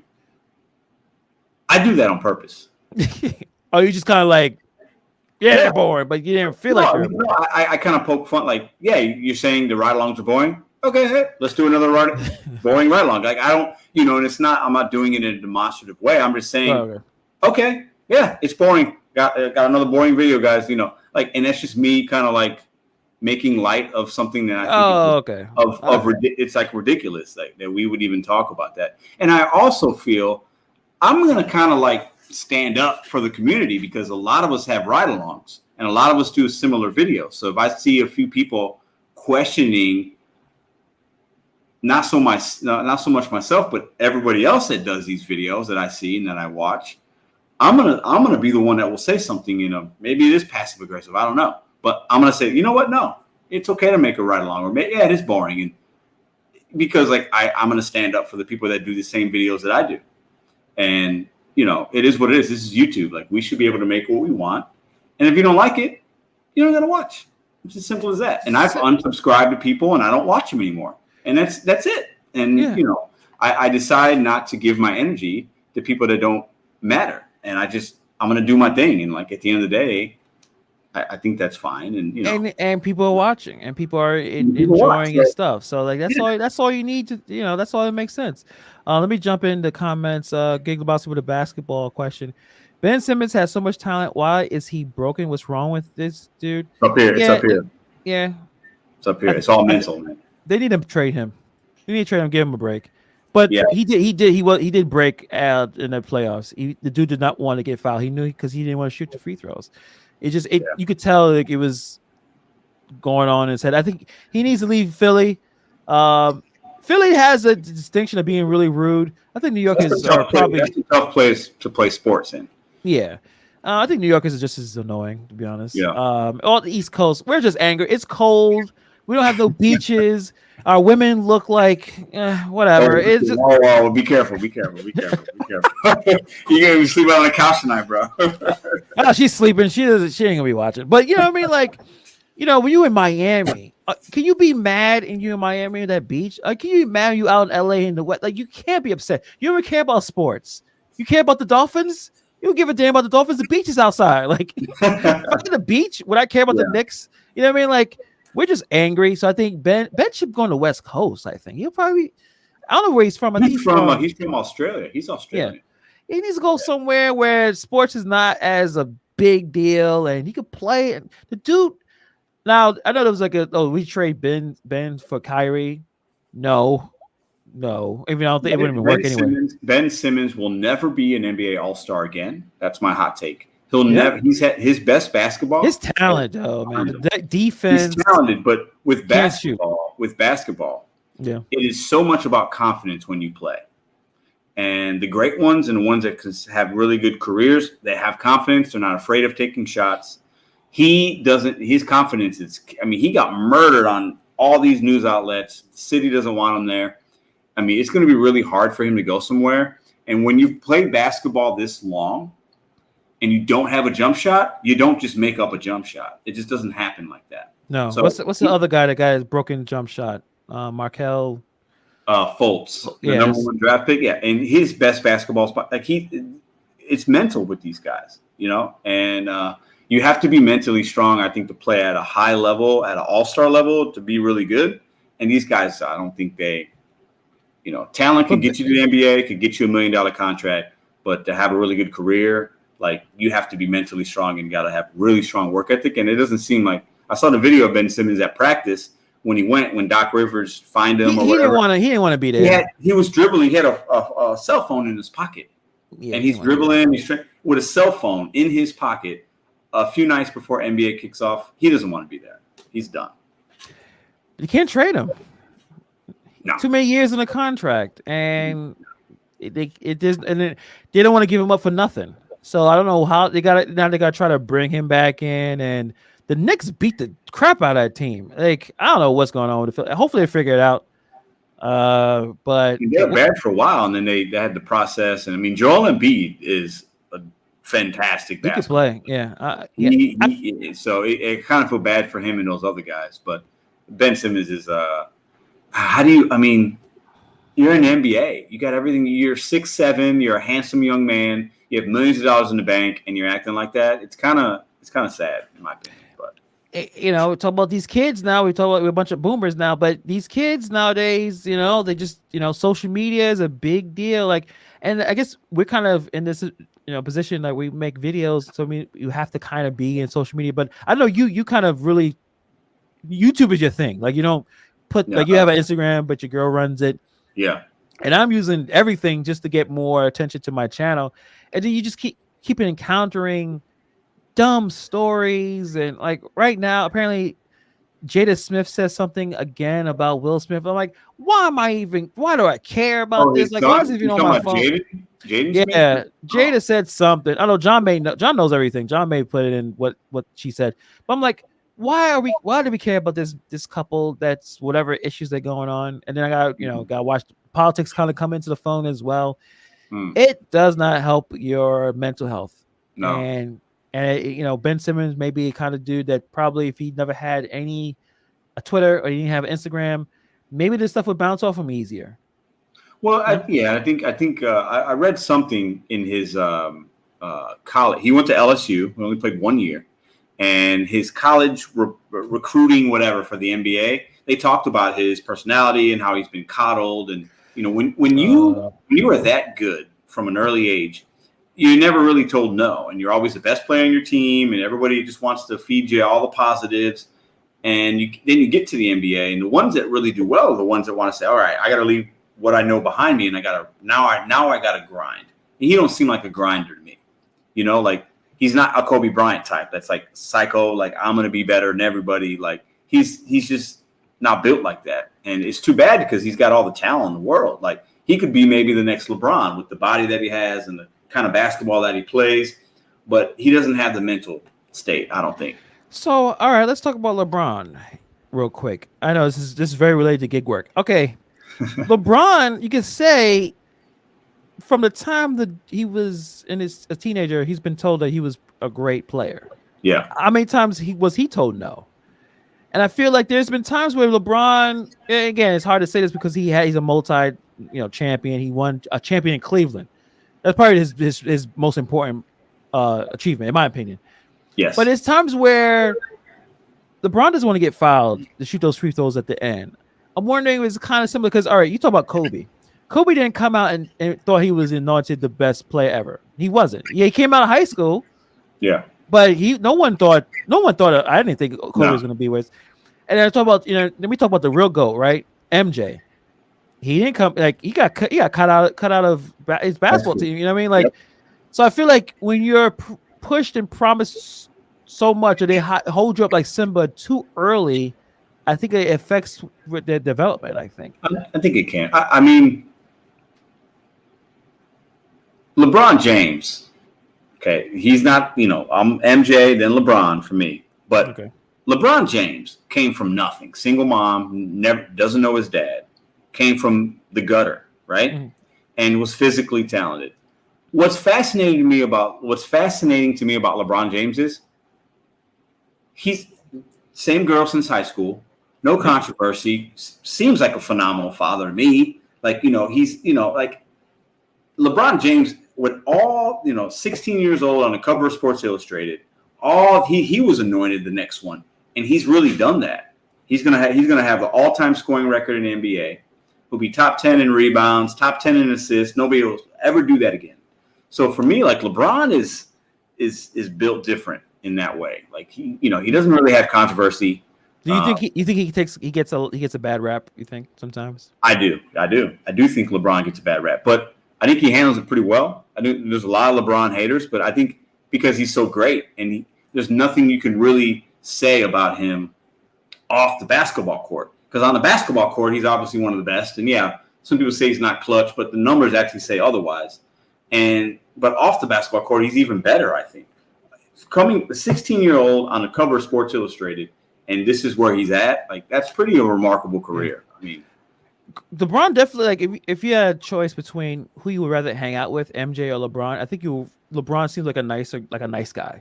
Like you want to be around LeBron. Like MJ, you may want to notice, like, damn, what kind of alien is MJ? What kind of alien this guy? Like super ultra competitive. Yeah. Like everyone said, like, oh, I forgot who says this, but I've heard this many times. Like LeBron is not like MJ. LeBron's more like Magic. Like just the more fun loving a little bit, yeah. And like even right now the Lakers, and I don't think the Lakers are going to do much. And I don't know how far they're going to go, considering I don't trust Westbrook. And I believe what other people say, the best point guard on the Lakers is LeBron, but you're not giving him the ball. Russell has the ball, and Russell's just going to run into 3 defenders and shoot a brick at the basket. So, maybe. I think basketball, for me, NBA basketball is fourth quarter. It's the only quarter that matters. NBA is kind of positionless. It's not like the 80s and 90s where you had John Stockton, Magic Johnson. Those guys were true point guards, Isaiah Thomas. In the fourth quarter, LeBron is the one that brings the ball up most of the time. Like Joel Embiid is a big man. He'll bring the ball up and have the ball in his hands in the post in the fourth quarter. So the positions are very different now. So I think the Lakers will win the championship as long as everybody's healthy. Really? Absolutely. They have too many players. As long as Anthony Davis stays healthy, they will win the championship. And that's how I feel about it. So is it Lakers versus who? Milwaukee. I think Milwaukee makes it back. Yeah, okay. I think Giannis is on a mission, and I'm a big Giannis fan. But I think the Lakers have too many. They got too much. They got Carmelo. He's hungry. They got a deeper bench. Carmelo saved them in what game? Not the one last one, which was good. Westbrook actually came through in the last game. But boy, Melo was hitting those threes. So I don't know. I still don't know who's going to win it. Yeah, I don't know. Injuries. They're older. We'll see. We'll see. I'm excited. This is a good NBA season, actually. Dashing Grandpa came in. What's up? Dashing Grandpa. Man? What's up, man? But yeah, you know what? Fun. It's a fun season. Definitely, I think it'll be. There's a lot of teams that there are a lot of good. There's a lot of good basketball in the NBA. A lot of people don't like the NBA for various reasons. I really enjoy it. I think the athleticism and the teams and the star power. I really like the NBA. Yeah. I'm in the minority. I think a lot of people are a little bit tired of the politics. I think. Yeah. I'm just really good at just ignoring it. Like the NFL has some issues with that too. It's like. Yeah. You don't have to. A lot of times, the best time to watch a game sometimes at the bar where the volume you can't even hear anything. They're plastic music. You're having drinks. You just watch the game. You don't have to worry about what people are saying or public's political stances. I think that just makes the most sense in my opinion. I don't know. And you watch NBA, you'll see DoorDash commercials, and you feel better about oh, really? This is what you're doing with your money.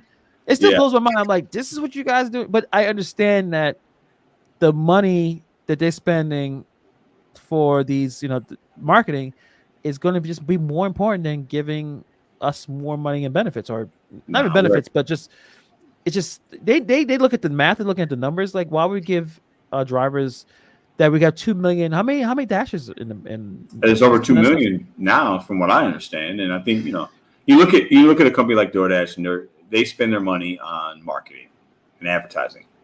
As big companies, that's they want to grow, right? And their labor costs are going to be low. You look at a company like Grubhub; they pay their drivers more in base pay, but Grubhub's suffering, right? They don't have much market share. Some people think maybe they'll be gone in a couple of years, right? But Uber and DoorDash have more market share, seem to be more relevant, but they spend more on marketing and advertising. But they can do that because they pay their drivers less. So it's almost like, do we want more money? I mean, we say that, but if we do that, will this app be around? Will it be relevant, or will it be like Grubhub, kind of fading away a little bit and not as busy? I don't know. I mean, would I like a $5 base pay? Absolutely. But what does that mean for the Pedro 5 years from now that wants to bet on himself? Like, was that app even going to be there for the next guy if they pay me more now? I don't know. Like, I think it sucks because they force all the costs onto the consumer with the delivery fees and then the tipping and stuff. But at the end of the day, when I look at my earnings, almost 70% of what I make is from the customer tips, and 30 to 35% is from actually DoorDash. And DoorDash wants it that way. They have to keep the costs low to be relevant, I think. Yeah.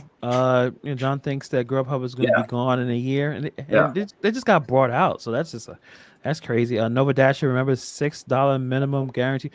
Man, we should have been doing this at 2, 3, 4 years ago. You've been banking. You've been way past. You've been not even been doing DoorDash right now. All the money you would have been stacking. Couple Probably. that. Dash and Grandpa says, I hope Grubhub stays around. I make more money from them. I mean, Grubhub is the one thing they have. Oh, I think someone just kind of came in. The carpet. I can't read. I can't pronounce words. Carnifid. I don't know. Thank you for trying. Grubhub has the problem with the timing. They tend to send drivers too early to restaurants. I agree. And distance. Grubhub and sometimes Uber Eats will tell you to go way far for an order. Yeah. We talk a lot of crap about DoorDash. I don't wait as long for DoorDash orders compared to Uber Eats orders or Grubhub orders. Again, that could just be a personal experience, probably just a personal experience, but DoorDash, just the miles to dollars ratio is stronger on DoorDash than the other apps in my mind. So let me ask you a question. Sure. Is DoorDash the better app of the three? Well, it depends on what's the overall what's best in terms of what, like money, convenience. If you can only do one, and you take everything into consideration, the pay that you get, the interface of how it looks, everything into consideration, which one's the best one? I don't. You're making me say something I don't want to say. Because I remember just doing Uber Eats, and once they showed the full payouts, or not the full, but they showed something like including like something. I forgot what the term they had, but before where it was kind of similar to Postmates a little bit, where you saw like the base, and you then never see anything else until later on they put the tips in there. But there's no drama. Like it was just no drama with the Uber Eats app. There was no contract violations. There's nothing there pissing you off. Like something went wrong if you had a late order. I'm sure they had the information there, but it didn't. Was it because again they're the oldest of all the apps in terms of doing this gig stuff. They know what's in there to bother people. Like, that's why they have one button decline. Like a lot of things they do, I think because they've been doing it for so long, they kind of know like you're driving, you don't have time to tell us why you're declining an order. Just press one button. But when it's all about money. It's all about money, and it's all about everything. If you had to factor everything in, I think you bring up great points about Uber because that app, the efficiency of it, and us not having to hit the buttons and stuff. I mean, it's fantastic. I mean, But I feel like for me, DoorDash just brings in more orders.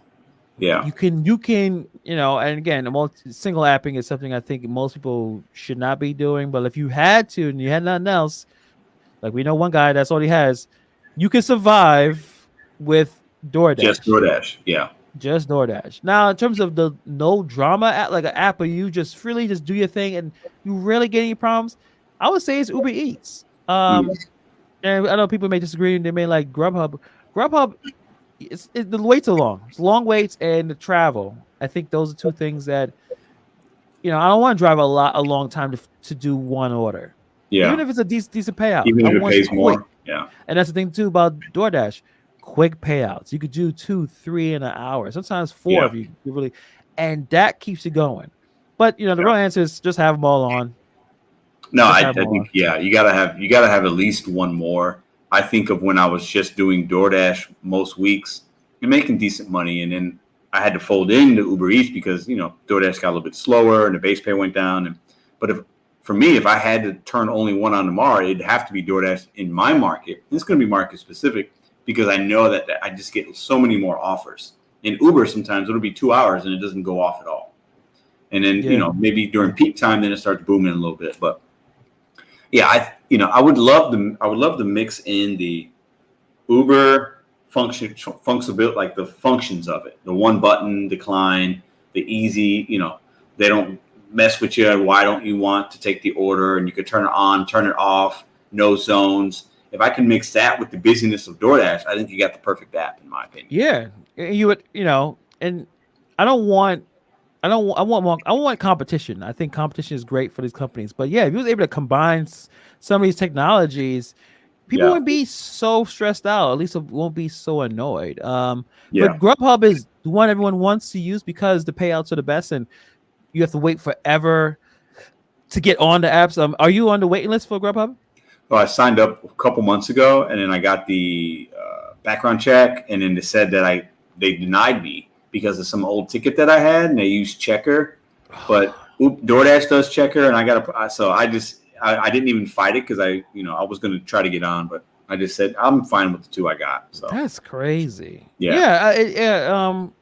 I don't know. You're right. Grubhub uses the same checker as everyone else, but I don't know if Grubhub is just using something else. It just doesn't make a lot of sense to me. It doesn't. Yeah, it doesn't. I do have I am a subscriber of your channel, and I would like to put in a video request. Okay.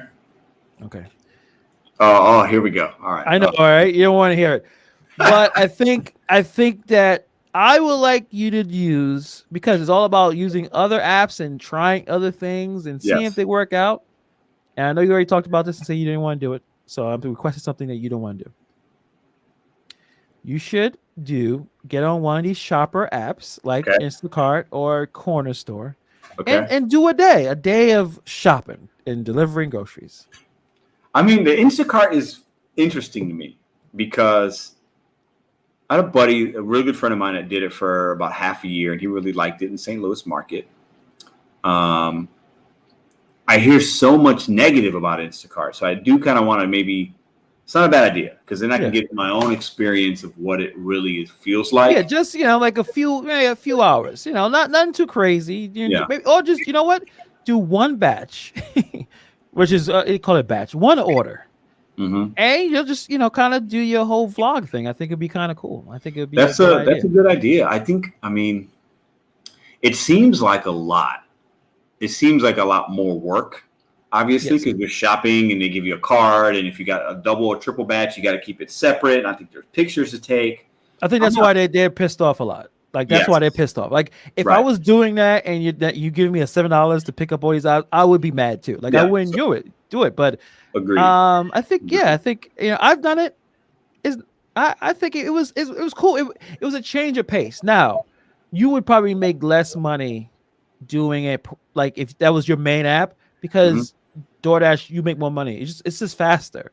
Like the time it takes you to do this batch, go in the grocery store, shop, and then deliver, you could have done probably 2 orders and made maybe not as much as Instacart, because it depends on the whatever, but a few dollars less.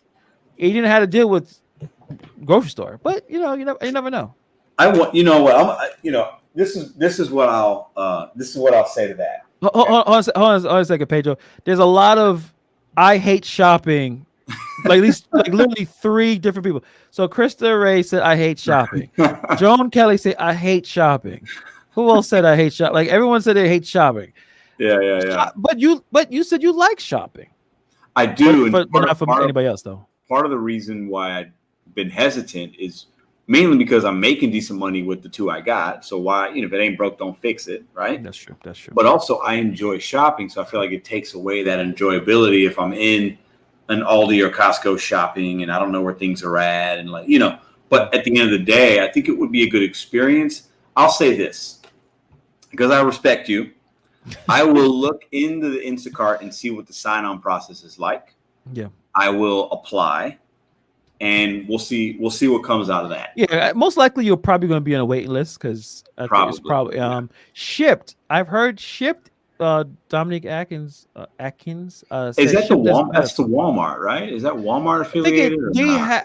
At this point, I think they all. But I know Shipped has a lot of Target orders. Okay. You're a Target fan?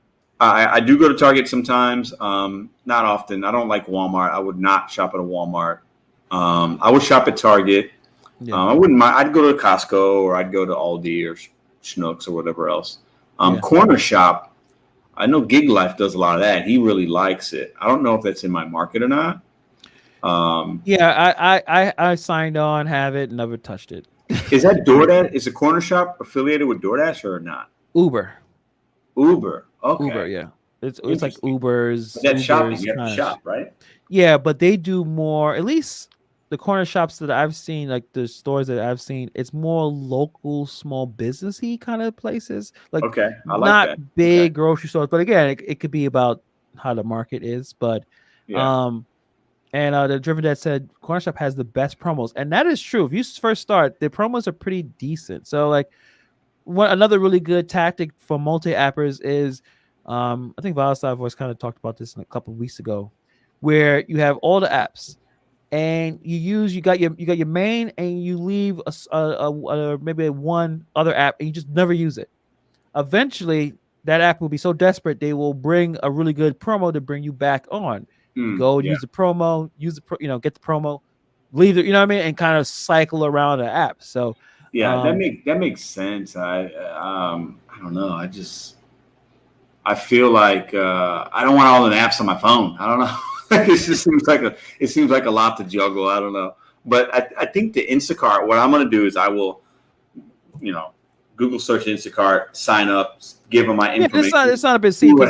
Most likely you may have to wait for a while. And I know Shipped is also another one. Spark, someone put in Dash and Grandpa says Spark is good, but that's Walmart. I don't know if you don't want to step into Walmart. I just don't want to. I don't like Walmart. Someone else wrote it's the upgraded Walmart deliveries. Now, is that just delivery only, or you got to put together the order? Like, which is deliveries.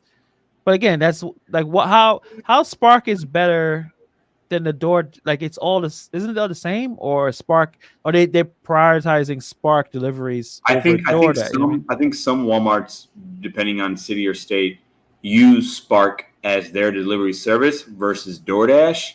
And it's still like you walk in and the order's kind of ready for you. Or whatever. Delivery only. You're not shopping. You're just, you're just picking up the bags at the express, or they're loading it into your car. But it's not shopping. Yeah. So if you find like a super efficient, good Walmart they just got the ish together, it'd be worth it. Like, in terms of, hey, I know every time I come in, the order is taken care of. I don't have to worry about anything. Just get I jump back into that. I haven't been doing any shopping. I mean, I wonder with the Instacart, I feel like if you get really good batches, maybe you only work 3 or 4 hours and you can make the same as if you're working 6 or 7. That's a benefit. If you get a couple $40, $50, orders or whatever, you do a couple of those, that's better than doing, 10 DoorDashes, obviously. Right. Yeah. But it's just a lot of, I don't know. The rating system seems off. Like, it seems like it's worse than DoorDash in some ways, but I've never done it. So I don't know. I would say because I think that's the reason why people are so upset at Instacart. I think a couple of years ago, people were making a lot of money, good money with Instacart. I remember when I first signed on to Instacart as a customer, and I was still waiting to get into work at Instacart, and I was asking the guy that was delivering my stuff, like, how is it? He's like, oh, I make $200 a day doing 3-4 batches. I'm like, oh, what? Wow. And 5 batches. I just go to Costco. But again, now it's saturation. Now it's bots, and the bot thing. All right, so I'm gonna talk to you about this. Okay. I guess I'm talking to everybody else as well. They're not there. It's fine. It's not there. It's a content creator that is showing that's like posting really good payouts. I saw it. Make it $200, $400, $500. And I'm like, and the question is, how are you doing this? Like, now he's in a good market. He doesn't really talk about that, but he's in a good market where I can see why you do well. Because I think another really good old school gig tuber, BZ, I think he's in that area too, like DMV. Okay, yeah. But he's showing all these really, and I don't think he's photoshopping anything. Like, I think the screenshots are legit, but I feel like he's using a bot. I have no proof. Is this the guy that is has a course or something and you could pay, and he'll give you the hidden, he'll give you hidden tips. I saw this guy, and he made. I don't know why we're doing this. Doesn't matter. Who's gonna watch an hour and 53 minutes to the point of it? Some people.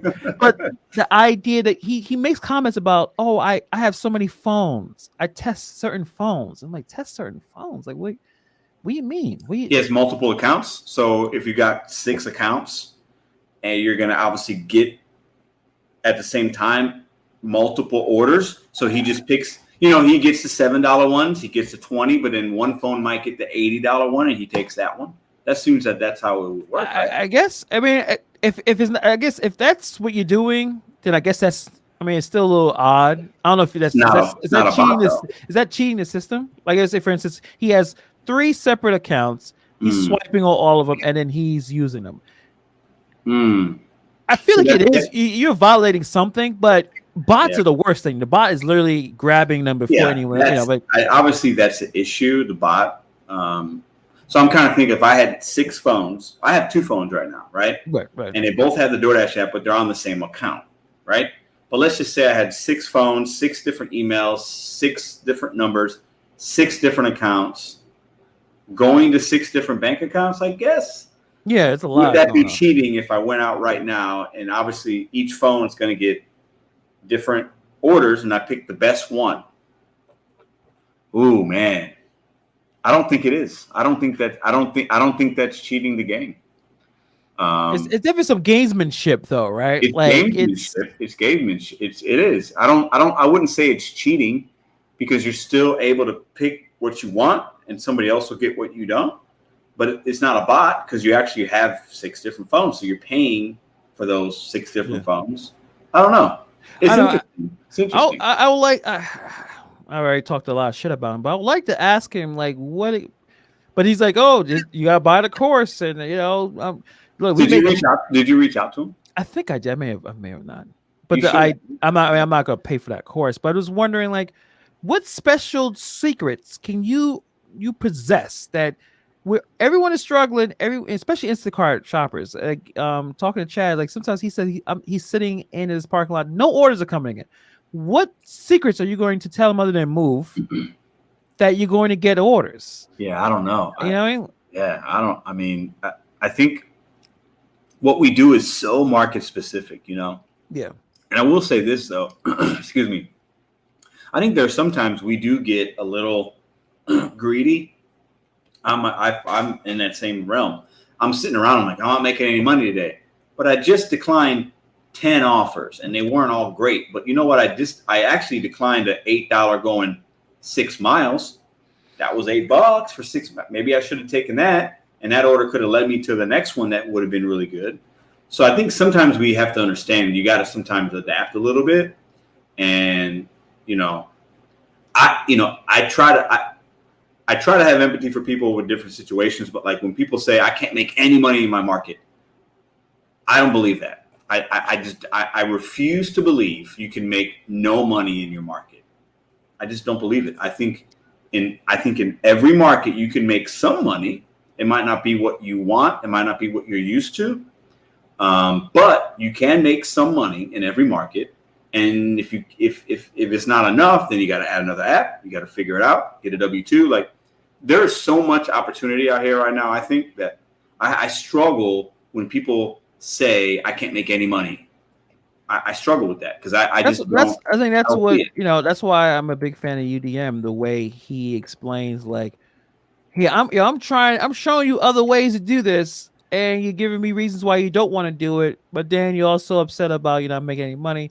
Pick a battle, like pick a fight. Like what what's the problem? You don't want to go back to W-2. You got to figure something out. I think that's the most important part. But I don't know. I'm very interested in what he's doing. I'm very interested, and I understand having 2 phones. The 2 phone thing makes sense. I see especially a lot of bikers in New York City, drivers. Like, it's always 2 phones, and I always kind of figure like I have another phone for Android because I like to use the app, the driver utility helper. Mm-hmm. It just speeds everything up because you just put some settings in and it just auto declines stuff.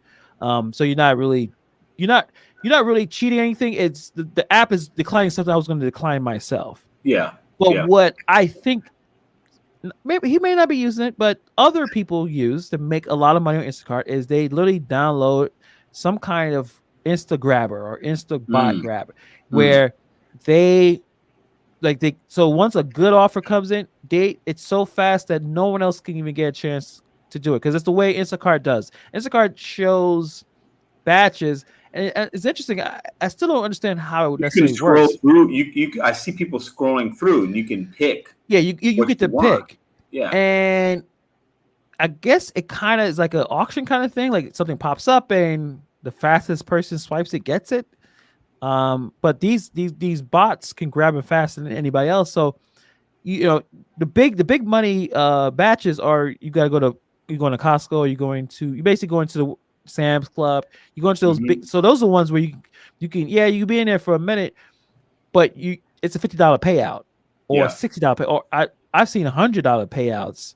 Screenshot, of course. I never. I mean, those are massive tips, though. They're probably where they hook up with $400, $500 order, and it's like a $50 to $100 tip or something. You know, and if you're a pro at if you pro at this if you've been there, you know what all the items are because you live there, right? Like you always in there, like you're a big fan of that store. You may get out there much faster than me. I'll be in there all day because I don't know where anything is. Me too. It'd take me too long. I wouldn't know where anything in a Costco was. It'd take me 2 hours probably to do. Yeah, but like if you become a pro where you just know it, you just banging out, you out there and you can finish it in 2 hours and get $50. Yeah. That's not bad at all. You do a few of those. It sounds like Instacart should be doing something about the bots, right? They should do something. But at the end of the day, like I can't fault somebody for getting their money. I can't, you know what I'm saying? If the guy's making $400 and he's got 6 phones, I can't be mad at him. I just, you know what I'm saying? Like he's working hard. He's out thinking it. He's being smart. I can't be mad at that. The bots is a different thing because I feel like that's a little taking advantage of a loophole. But like, I don't know. Like if he's making his money, he's making his money. I can't, I wouldn't do that personally. But at the end of the day, like, I'm not going to judge him for that. I think it's what I would judge is, hey, we'll sell. Anybody selling a course on YouTube, I just can't rock with you. I'm sorry, I can't. There's so many courses, Pedro. It's so many. I cannot rock with you. I'm sorry. On this thing, or just in general, like. No, and YouTube. YouTube to me is free. When I think of learning something, it should be free. I'm not going to charge somebody tips and tricks. Like I think that's a little odd to me. So like it feels like ingenuine when he's like gonna sell something about. It should just, I don't know, get your money, but like I can't. The YouTube should be free stuff, and if somebody wants to super chat you or join, that's cool because they could do it on their own. But like paying for something that somebody else is giving out free information on the next channel seems a little odd to me. But you know what? I'm going to reach out. I'm gonna be honest, but here, listen. I think that I thought you have bots, but come in and explain how you do it. I mean, you selling your course, I'll send him a message. See if he's interested in coming in. I mean, the worst thing he says is no, right? I mean, yeah, exactly. And he's black. We probably be, like, hey, maybe we'll be cousins, maybe we're related. Like, you never know. He's black. He's black. Yeah, he's black. So it's like maybe we'd be cool. Like I just like, but do making money, and I understand that. I understand about the whole, the course thing. It kind of rubs people off. It's just, I don't know. It's just, this just seems weird. I don't get it. But he's doing something right. If people buy it, I guess it is what it is, right? He's making money. So I you know what? That's I'm definitely going to reach out and talk to him. Before we leave, because it's already 11:30 over here, 12:30 over here. Have you got any new music you've been listening to as of late? Oh, you know what? I've been listening. Let me go into I forgot the name of the. Do you have a Spotify account? I think I got Apple. I'm bland. So I got that AZ one that you told me to get. I've been listening to this band called Greta Van Fleet. They're kind of newer, like the brothers. They make really good music. Sound like Led Zeppelin, right? Yeah, I've been listening to Donda, but I just can't get off that. There's a few songs in that album that just kind of hit me a little different. And I downloaded this song. Where's it at? I gotta find it. Where is it? Why is it buried here? Oh, it's very different. It's called Hippie Sabotage. Okay. It's a lot of like electrical kind of stuff, and he like mixes. It's pretty cool. It gets my vibes up in the morning sometimes. Yeah, so that's kind of the new stuff. I listen to like my old classics, though, man. I like my Nas, King's Disease 2. I've been playing that a little bit. I listened to a little bit of Rage Against the Machine earlier this week. Chevelle, DMX. I downloaded DMX Essentials because I reminiscing on a little DMX music, but I listen to a lot of energy on. You get energy off that, man. Like if I'm having a bad day in the car, I put something that has a little energy. But I listen to a lot of the same albums and songs. Like I'm just kind of a lot of the new stuff doesn't come to me unless somebody recommends something. But it's been a while since I've had that. So, well, I'm definitely gonna check out your hippie sabotage. I'm always trying to listen to new stuff. What are you listening to new? I'm already kind of getting to the Christmas season, and I'm already listening to Christmas songs. I don't know I don't know. It's just like old school, like that Charlie Brown piano. You like that kind of stuff? Yeah, it kind of puts you in a nice warm mood. It's getting a little colder, you know. Yeah. I'm kind of similar to you. Sometimes I get tired of listening to the same stuff. Like I'm trying to, but what happens? I just go back in time, you know, 90s rap or 2000s, early 2000s rap. That's what I listen to. The one rapper I've started listening to is Baby Keem. I think his name is Akeem or something like that. He has a song "Family Ties" with Kendrick Lamar. The dude could put some rhymes together. I like a lot. I like his style. What's the name of it? Baby Keem. Spell the last part. Keem. He has a song with Kendrick, pretty popular, called "Family Ties." He puts a lot of he could put some rhymes together. I don't know if he signed on to. Okay, I got him right here. Yeah, check it out. He looks really familiar to me. Yeah, he's a little bit young dudes with the rap, but I've been digging a lot of his stuff because he has a lot of range with his topics and what he likes to talk about. Okay, I just got his I see the song with Kendrick, so I'll listen to that on my walk tomorrow. But yeah, I don't. So listen, what's the best Christmas song? You said Charlie Brown. Is that your number one Christmas? Well, I mean, let me get the name of that song. The name. It's not a song. It's just a piano's playing. Yeah. Shoot, I feel like I would recognize it if I heard it. If I played it, I mean, probably get picked up by copyright. But it's probably, let's see. Charlie, I forgot. Damn.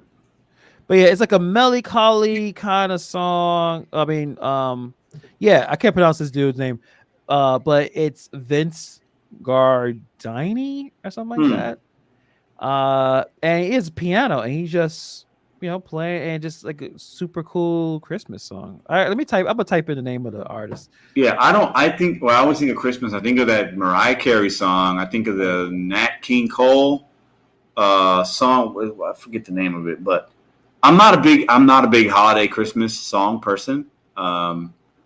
I can listen to it maybe on like Christmas Eve or Christmas morning, but I'm not somebody that gets geared up and like, ooh yeah, like for me it's like elevator music, and I'm not a fan of like elevator music. Especially with the Mariah. Like I still think her Christmas album is one of the best ever. Problem is it gets played ad nauseum at every mall, every department store.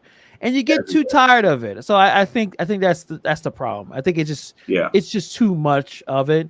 But I do like the Run DMC Christmas song. I'll play that on repeat. Okay, Run DMC. Yeah. Like I'll mess with that. Or even the DMX he kind of did a little rendition of the Red-Nosed Reindeer. You ever heard that one? No, I didn't hear that one. Yeah.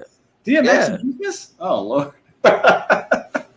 I'm serious. I kind of like. I guess it was kind of a joke thing, but yeah, he got that gruff voice, and he's talking about Rudolph the Red-Nosed Reindeer. Somebody he needed money. That's why he made that up. Because the big superstars, they'll we'll give you a couple million, make a Christmas album, and it's like most of them are really bad. Yeah, well, give me a couple million. I mean, Juvenile did.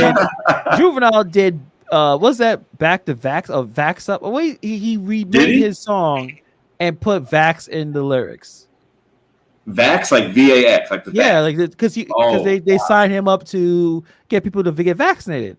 Yeah. So he remade a song to fit that. So if somebody gives me $1 million, I'll probably do some questionable things as well. So I mean, we're not no judgments. There's I mean that's a fact. Like if somebody gives me $1 million, like I'll make some music for you. Talking about Top Dasher, talking about being a great Top Dasher or whatever, like that would be fine. So. Gig Lebowski recommending. I'll check out. I checked that out. Okay. I'm always interested in some music. I'll check out some stuff. I'll follow him. What was I gonna say? Oh, Nugs needed to do another rap. I don't know if you guys. I think he does not want anyone to know. But the dude. When did you see that? When did you see that? I saw it a long time ago. I remember going on his channel, and we go to channel. You go to to the first, like that's what I do sometimes. See, I just found it. You just found like 2 weeks ago, and I was like, "What is this?" It was very cringe. I'm like, "What?" But it was good because it was one of those things you could tell like trying to go viral kind of deal, like. And if you're gonna watch it, viewer beware because it's raunchy, not in a bad way. Yeah, but it's a rap song, and he's humping panda bears in the back or whatever he was doing. Like it was, but it's funny, man. Listen, listen. I've been saying this for a while. He had the video that came out today. Nugs is the GOAT of gig entertainment. If you want to be entertained and some laughs, and you want to have just good editing, he's the number one. If you're gonna watch, he's the GOAT of entertainment. Yeah, I mean, he did $100 in a week, and there's no goddamn way I'm gonna do $100. No, I cannot. I mean, physically, I could probably do it, but like, there's no way, man. I just can't. I would just. In your 20s, you could do it, right? You're just basically sleeping. I could do it right now. I could do. I feel very confident. I could do 100 hours. But the cost of physically, I would be ruined for the next week because you're just sleeping and eating and in your car. So, he's a lot younger than us. So he's basically half our age. So cheers to him. I mean, Yeah, he did it. Made a good chunk of money. But man, when someone does that, they deserve the fee. They deserve the views. They deserve, especially doing it in a funny way.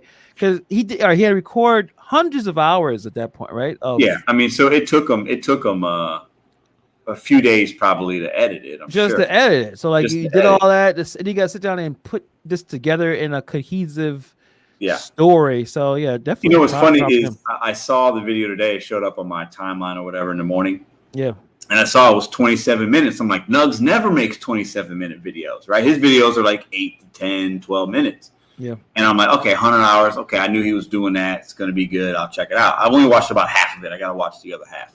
And I'm thinking, all my videos are 27 minutes. I'm like, man, he did so it just goes to show you the next level of editing that he has and the time that he takes to put in. Because, out of that 27 minutes, he had hours and hours. Yeah. So it's just super impressive. Some of these young guys like him and Eli and, those guys, it's impressive what they're doing, man. Eli's got the drone. I mean, phenomenal cuts. I mean, it's like, it would take me a week to make a video like that, Hannibal. It'd take me a week. I just can't even fathom that. And you know what? It's different styles, different types of people. And, I know Eli's doing the No Rest November thing, challenge, if you want to call it. Of he just wants people to go out there, put a little more effort and get like what they say, get up off your butt, make some money out there. So I think that's pretty cool. And he's also saying it's not necessarily about you go out and go out as much as you want to or what you can. It's not necessarily I'm sure Eli's going to be there all day doing crazy 12-hour days. Like I'm not going to be able to do that, so I'm not going to be able to compete. But I do like the idea of do that. Yeah, getting people to get up and move a little bit more accountability, more of a scoreboard type situation. And I definitely want to talk to his the other guy that started Winsler. I don't know if I'm pronouncing his right. I hadn't heard of him until yesterday. So I saw him very early on when I was trying to figure out how to do this whole Uber Eats thing, and I liked him because he's like a dude that he puts on a GoPro and he rides a bike. He's an electric bike, so kind of like a first person perspective of him riding and collecting orders and going into buildings and almost getting hit by cars or car doors opening while he has to dodge them and everything. He's out there in LA too.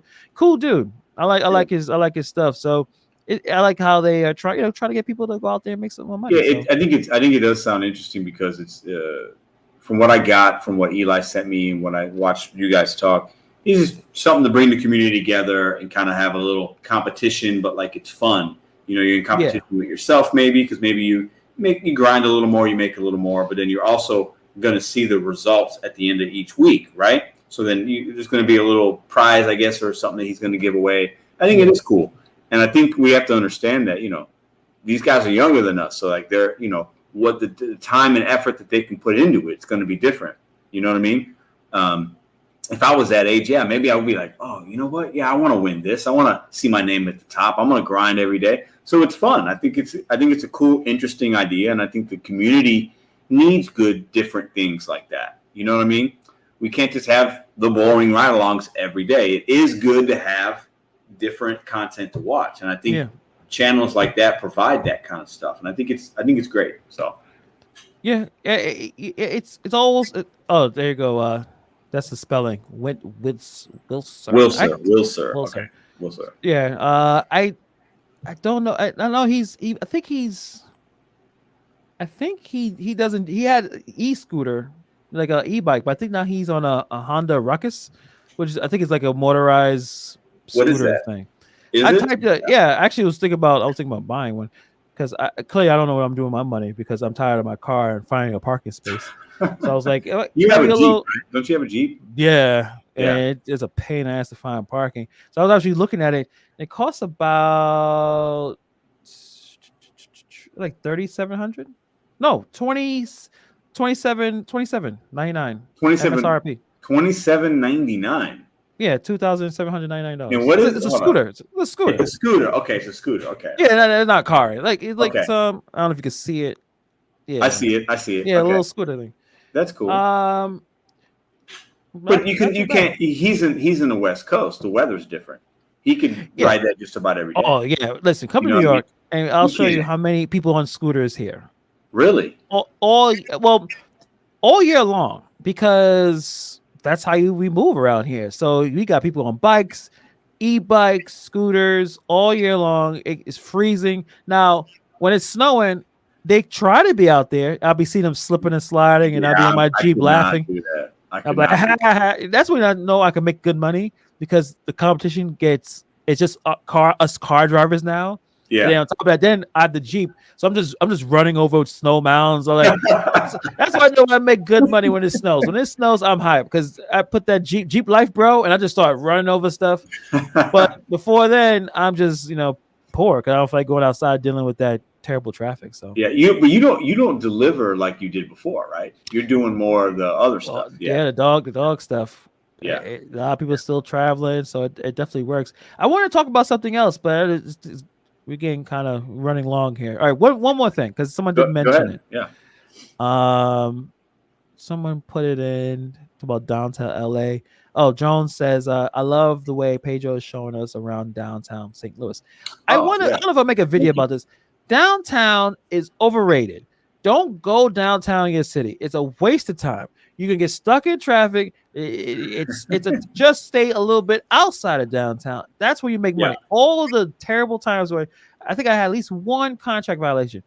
I'm downtown waiting for order, then trying to leave. Traffic is bad. I'm there. I get to the spot too late. Don't go downtown, people. Even though that's Market Pacific and it is, but I think there's something to be said for that. And I've shown it in some of my videos recently because during lunch, I've done more downtown stuff in the last couple weeks than I was before. Because I'm just trying different things out, but yeah, it's, the buildings are bigger, more elevators. You're waiting for people more because you're delivering more office food versus a family lunch at somebody's house.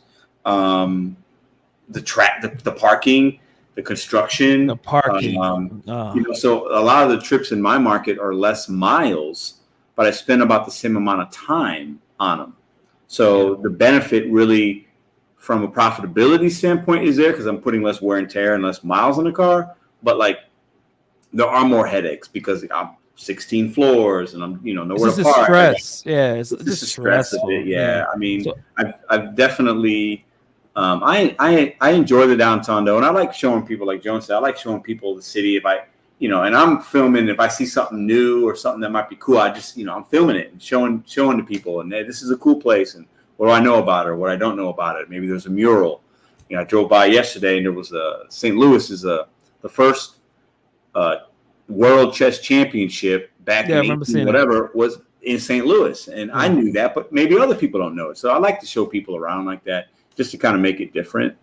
Because literally I'm to the point where now, the channel has to evolve a little because, I've just got too many ride-alongs. I think right now, and I'm going to look into this at some point, I'll tell you what, if I get on Instacart, I'm going to tax you with this. I don't think there's anybody that has as many ride-along videos as me. I don't think there's one person. I can't think of who that person is. Probably not. Because the fact you've put in so many days. Because I do it every day. That's kind of the problem. It's a gift and a curse. But like I don't know. So at some point, I gotta change it up. Yeah. Like I can't just. Again, like that's the thing too about the Instacart. Like I wouldn't want you to do it on a day that you would do your usual. Because again, you are there to make money, right? You're outside. Yeah. You're not outside to be goofing around. So it would have to be a day where you wouldn't do it, but you do like one batch. Like, hey, I'm gonna show you guys one batch, and I'm gonna tell you how I feel about it. Like a couple people have done. I know Megan did it once, and she hated it. She's like, I'm not doing this. But Nugs like it. I mean, Nugs included. Like he put that into his repertoire. I feel like he's been doing that. I saw Tanner tried it and hated it right off. Yeah. Like he didn't go through one. He got through the first one and like I'm done. But I think it's a good idea. I think I could do it like on a Saturday or something after. Yeah, I'm gonna do one batch. Let me see how I'm gonna come through. Let me do like don't pick no 30, 40 items. Like don't do that right off the bit. Like try to get like 20 items max, right? Yeah. And you go there and you kind of figure out maybe hopefully you get to a store you're kind of familiar with. You never know. It used to be the way to have the Instacart app. Now it's similar to the rest of the apps. You go online and you see a map and a bunch of store icons. Their brand names will be all over the place. So it's kind of like a hotspot. You can kind of go to where those places are or not? Yeah, I guess the hotspot would be the store. Like, and I guess it has to be market knowledge. Like you would know, if I sit by this Costco, I should get a Costco order. But the app tells you what stores are on Instacart. Okay. Correct. Yeah. Okay. So it's not it's not like a hotspot, but they're literally telling you, hey, these are all the stores, all these grocery stores in your area. This is where you would make money, and then they'll have the delivery only or shop and deliver. So you pick one. So like you may just do one where you just deliver. Again, I don't know. It would be a lot of out of your way driving there to pick up an order. But so you're talking about these are orders that are pre-made for you, like a Walmart one. You just pick it up and drop it off. Yes, some Instacart is delivery only, where someone's already done it and they take care of it. So no, I think it would be cool to do an actual Instacart one. You're talking about 20. I mean, if I see something like 80 items and it's paying me like $50, are you gonna do it? No, is that a bad? I don't know. Is that bad or good? I mean, it depends on. It really depends on the items and what's going on and the tips and all that other stuff. Like, but you're saying let's say 80 items from Costco. That could be like a lot of waters or a lot of sodas. Like it could be a lot of heavy stuff. It could be a lot of heavy stuff. So you have to factor in time. You have to factor, and also like just like all other apps, it takes a lot of effort and a lot of knowledge of how long would this job take? Is it worth my time and my money or the time and the gas? Does the app give you an estimated time of completion, or does it say that? How long you should get it done and be done. Yeah. And then when you start shopping, when you say I'll arrive at the store, they're telling you this. They'll show you a time of how much this time this how long it should take you to finish. Oh, that seems stressful. Oh, yes. Why do you think Instacart shoppers are so mad? Why do you think maybe I had them wrong. Maybe I need to call Willie back and tell him, hey, I apologize. Like I don't maybe because you can tell it's the way because they want you in and out fast. And they'll tell you that you're late. Like not late, but they'll tell you you're taking, hey, what's going on? Like you look at your time and you're looking at you're not finished yet. Yeah, I feel like 80 items is obviously a lot, but in this scenario, let's say it's $50. That seems like a really good offer because if I can do it in 2 hours or something, I guess it's not bad. I don't know. Yeah, but picking produce for people and they can rate you on that too, right? Like if they don't like the bananas you pick, they could like complain about it. Yeah, I'm good. If my wife did not understand gig work, she would have gave bad ratings to almost anyone that shows up because she's really picky about her grapes. And then she knows, and I don't want to be sexist or anything, but when men come and do the work, they just pick up anything off the goddamn fruit stand. Sure. Yeah. And she's like, I can't believe like this is why would someone grab this? And I'm like, it's all right, Carly. He's hustling. It's fine. Don't downvote him. And that's funny, man. So I think it's a mixture of so many things of why Instacart shoppers are a very stressed out group. I think that just they got to deal with a lot of stuff. No, I hear that. I get that. But, yeah, that's all I'll say. You want to end on that? You want to end on that? All right. So Pedro is going to sign up for Instacart. I am. He may go on, and he's going to do at least one batch and make a little vlog. I'm going to sign up, and if I get approved, I will do one batch. Yeah, and if I don't get approved, you guys will know. But I am going to sign up. I think I will definitely take that challenge up. I think it could be fun. I'm not doing those. I'm not going to, I'll do a big, I hope I get a big batch and it's like a nice payout. I'd rather do that and do like a video showing beginning to end what a nice, what a big one looks like and all the good and the bad. Yeah. I'd rather do that than do a small one. I'd rather actually. I would at least like you to make it your wild where it's at least $20 an hour. You get at least $20-some an hour. Or you know what I mean? Like a 25, and you can do a batch and get your money. And to see if is that something you'd be interested in, or it's a one-off type deal. So Pedro Instacart Santiago. Okay, I can't wait. I can't wait. Pedro, another great show in the books. Thank you very much for coming. Appreciate you, brother, man. Always a pleasure, man. And thank you all for hanging out for us, just talking about all types of different things. Appreciate it, and we'll see you guys next time. Night, guys. Peace out.